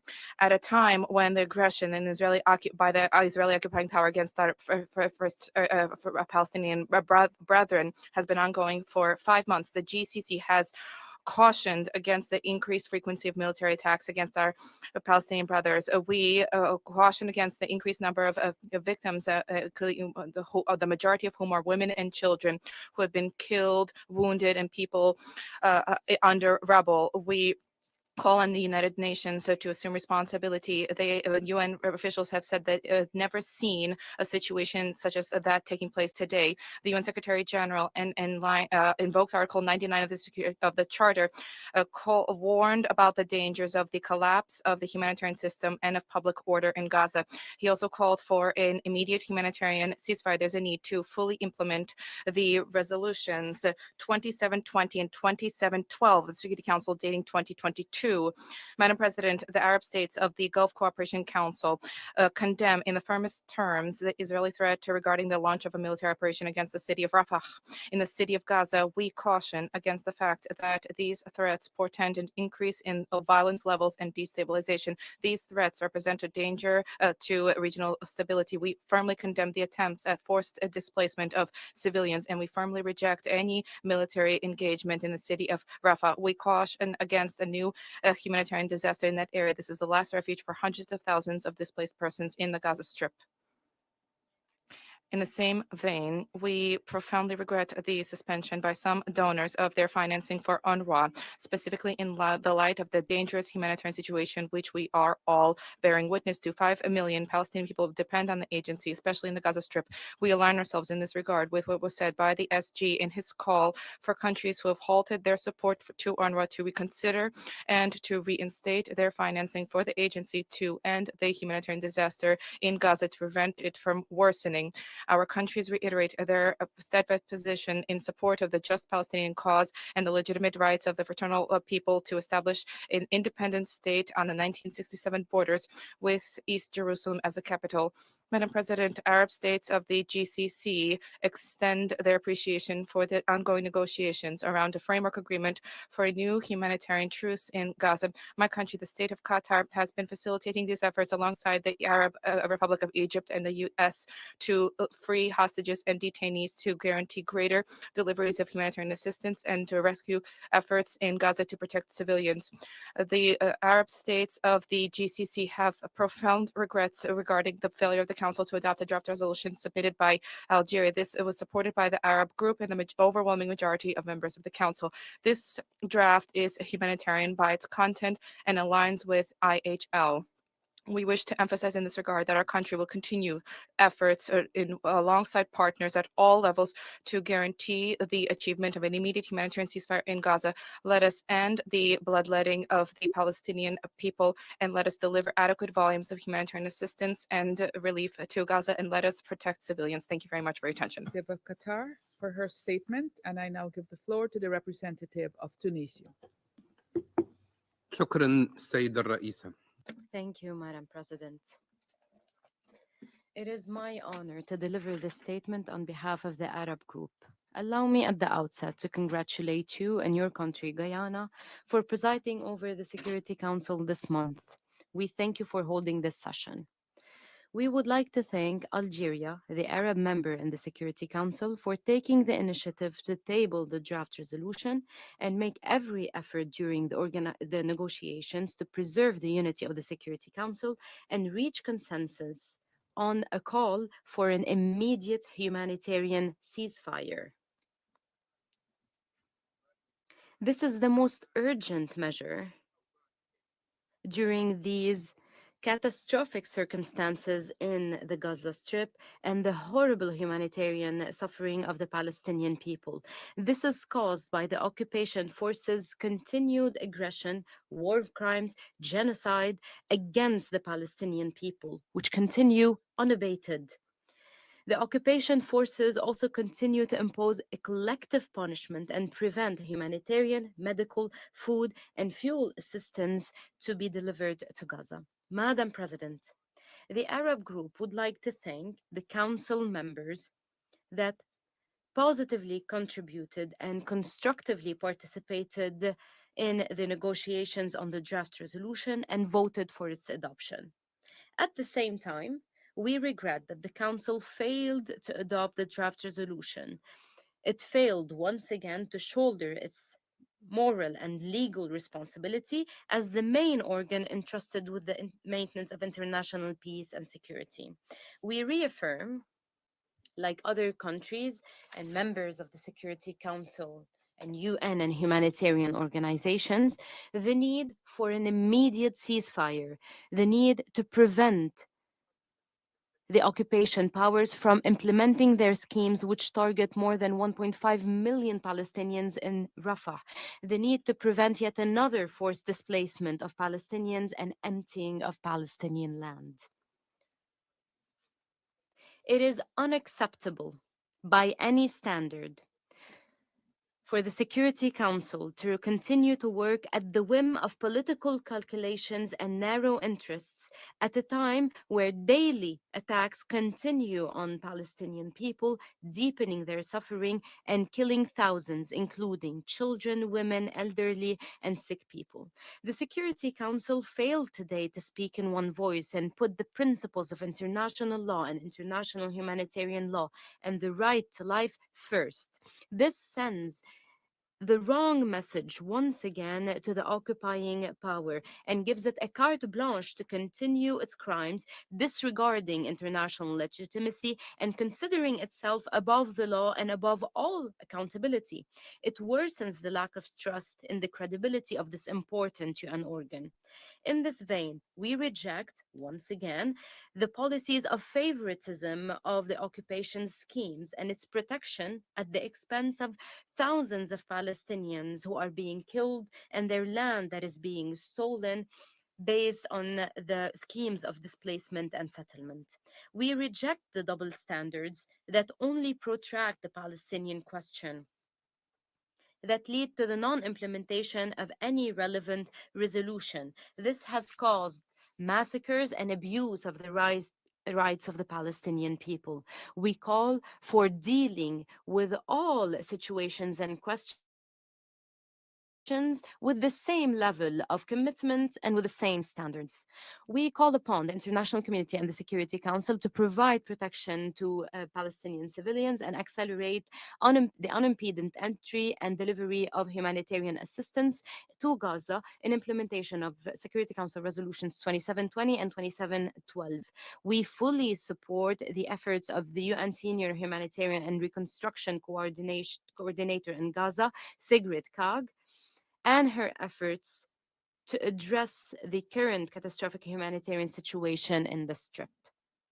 Madam President, the current efforts to agree on an exchange of prisoners, detained persons, and on a truce do not go against the call for an immediate ceasefire, because the ceasefire can only facilitate such efforts. Nothing can justify the insistence to reject the draft resolution calling for a ceasefire and allowing the international community and the Security Council to speak in one voice, except the occupation government's attempt to continue its military operations and displace Palestinians. As we see the attempt to steer the Council away and prevent it from shouldering its responsibilities set out in the UN Charter in such catastrophic situations, we cannot help but wonder, what exactly is the role of the Security Council? When will it be allowed to play this supposed role? How many innocent lives should be killed before this actually happens? Are 28,000 people killed, 70,000 injured, and 1.3 million displaced not enough? Is the destruction of all the infrastructure, homes, hospitals, schools, worship places, and UN offices not enough? Is the killing of dozens of UN and humanitarian workers and journalists not enough?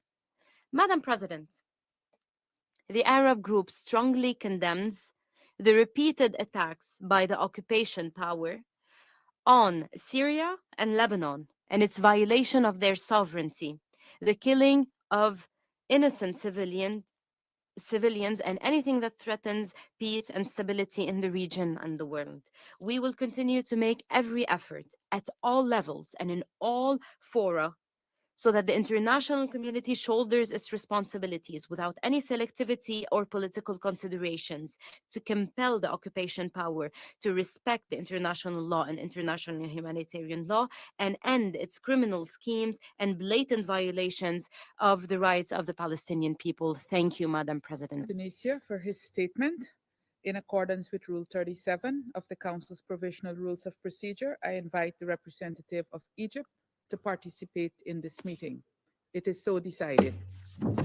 I now give the floor to the representative of Egypt. Thank you, Madam President. Distinguished members, today morning we have witnessed once again a stark example of double standards. The US delegation, for the third time, has obstructed the adoption by the Security Council of a ceasefire resolution on Gaza, despite 13 votes in favor of the draft resolution submitted by Algeria with full support by the Arab and Islamic groups in the United Nations. We are grateful for Algeria, the Arab member of the Security Council, for putting forward the draft resolution. We are grateful for all those who voted in favor of the draft resolution.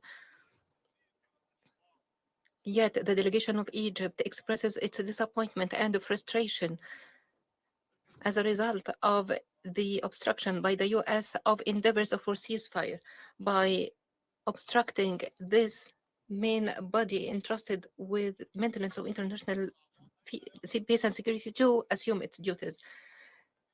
Distinguished delegates, where would this US vote stand in the face of the humanitarian suffering that reached the catastrophe level after the 20th week of the war in Gaza? How can we call for a rules-based international order while when we call for the implementation of these rules, we are met only with deaf ears? when the Secretary General of the UN invoked Article 99 of the Charter of the United Nations, wasn't it an indicative of the measure requested from the Security Council? Isn't the ICJ order indicating provisional measures indicative of the urgent need for a ceasefire? The reports from OCHA, WHO, and UNRWA on the catastrophic humanitarian situation in Gaza, in particular along the borders with Egypt in Rafah, aren't they enough to convince the US delegation to vote in favor of ceasefire? 140 days after the onslaught of the conflict and after more than 30,000 persons lost their life, women and children, as a result of the war in Gaza. Distinguished delegates, Egypt was the first Arab country to have peace with Israel. Egypt is more keen on the stability of the Middle East region, and Egypt will continue to bear the heaviest brunt politically, security, humanitarianly as a result of the crisis. And despite the failure of the Council, Egypt is committed to work tirelessly to put an end to the bloodshed, to put an end to the destructive war, to restore political horizon, to achieve the aspirations of the Palestinian and Israeli peoples in peace and stability, in line with international legitimacy resolutions, with the establishment of the independent Palestinian state along the lines of June 1967, with East Jerusalem as its capital. Mr. President, Egypt negotiates and mediates meaningfully and seriously in coordination with the US, Qatar, Israel, and Palestine to expeditedly release the Palestinian hostages and to deliver humanitarian aid at scale to put an end to the catastrophic humanitarian situation in Gaza, to save the Palestinian brothers from the unjust siege imposed on them by the Israeli occupying power, and to stand in the face of all attempts by Israel to impose forced displacement on the Palestinian people, to liquidate the Palestinian cause. Egypt calls on the Security Council and all responsible international powers to save the choice for peace by immediate implementation of ceasefire. This will not impede the ongoing mediation efforts, but rather will create the conducive conditions for its success.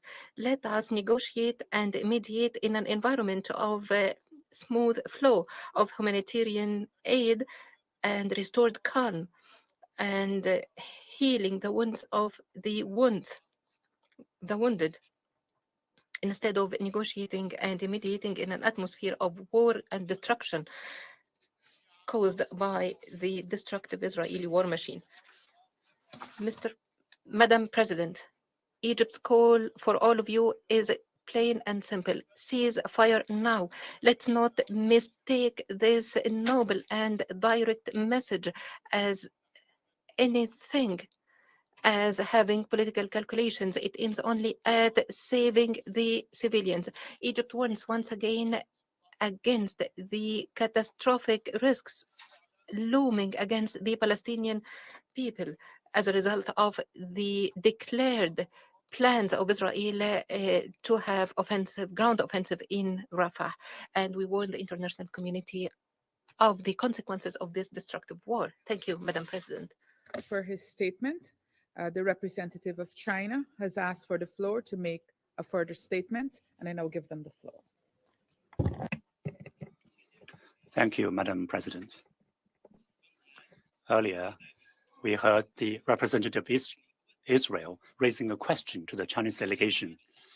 In response, we'd like to say, every life is precious.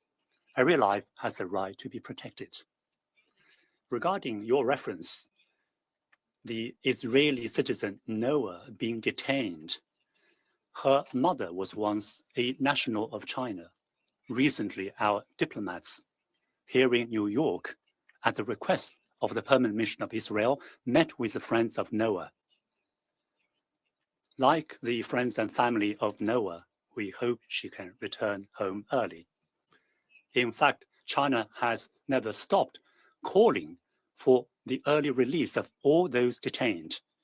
Therefore, we hope that Israel, with the mediation of Egypt and Qatar, there will be progress in negotiating a deal.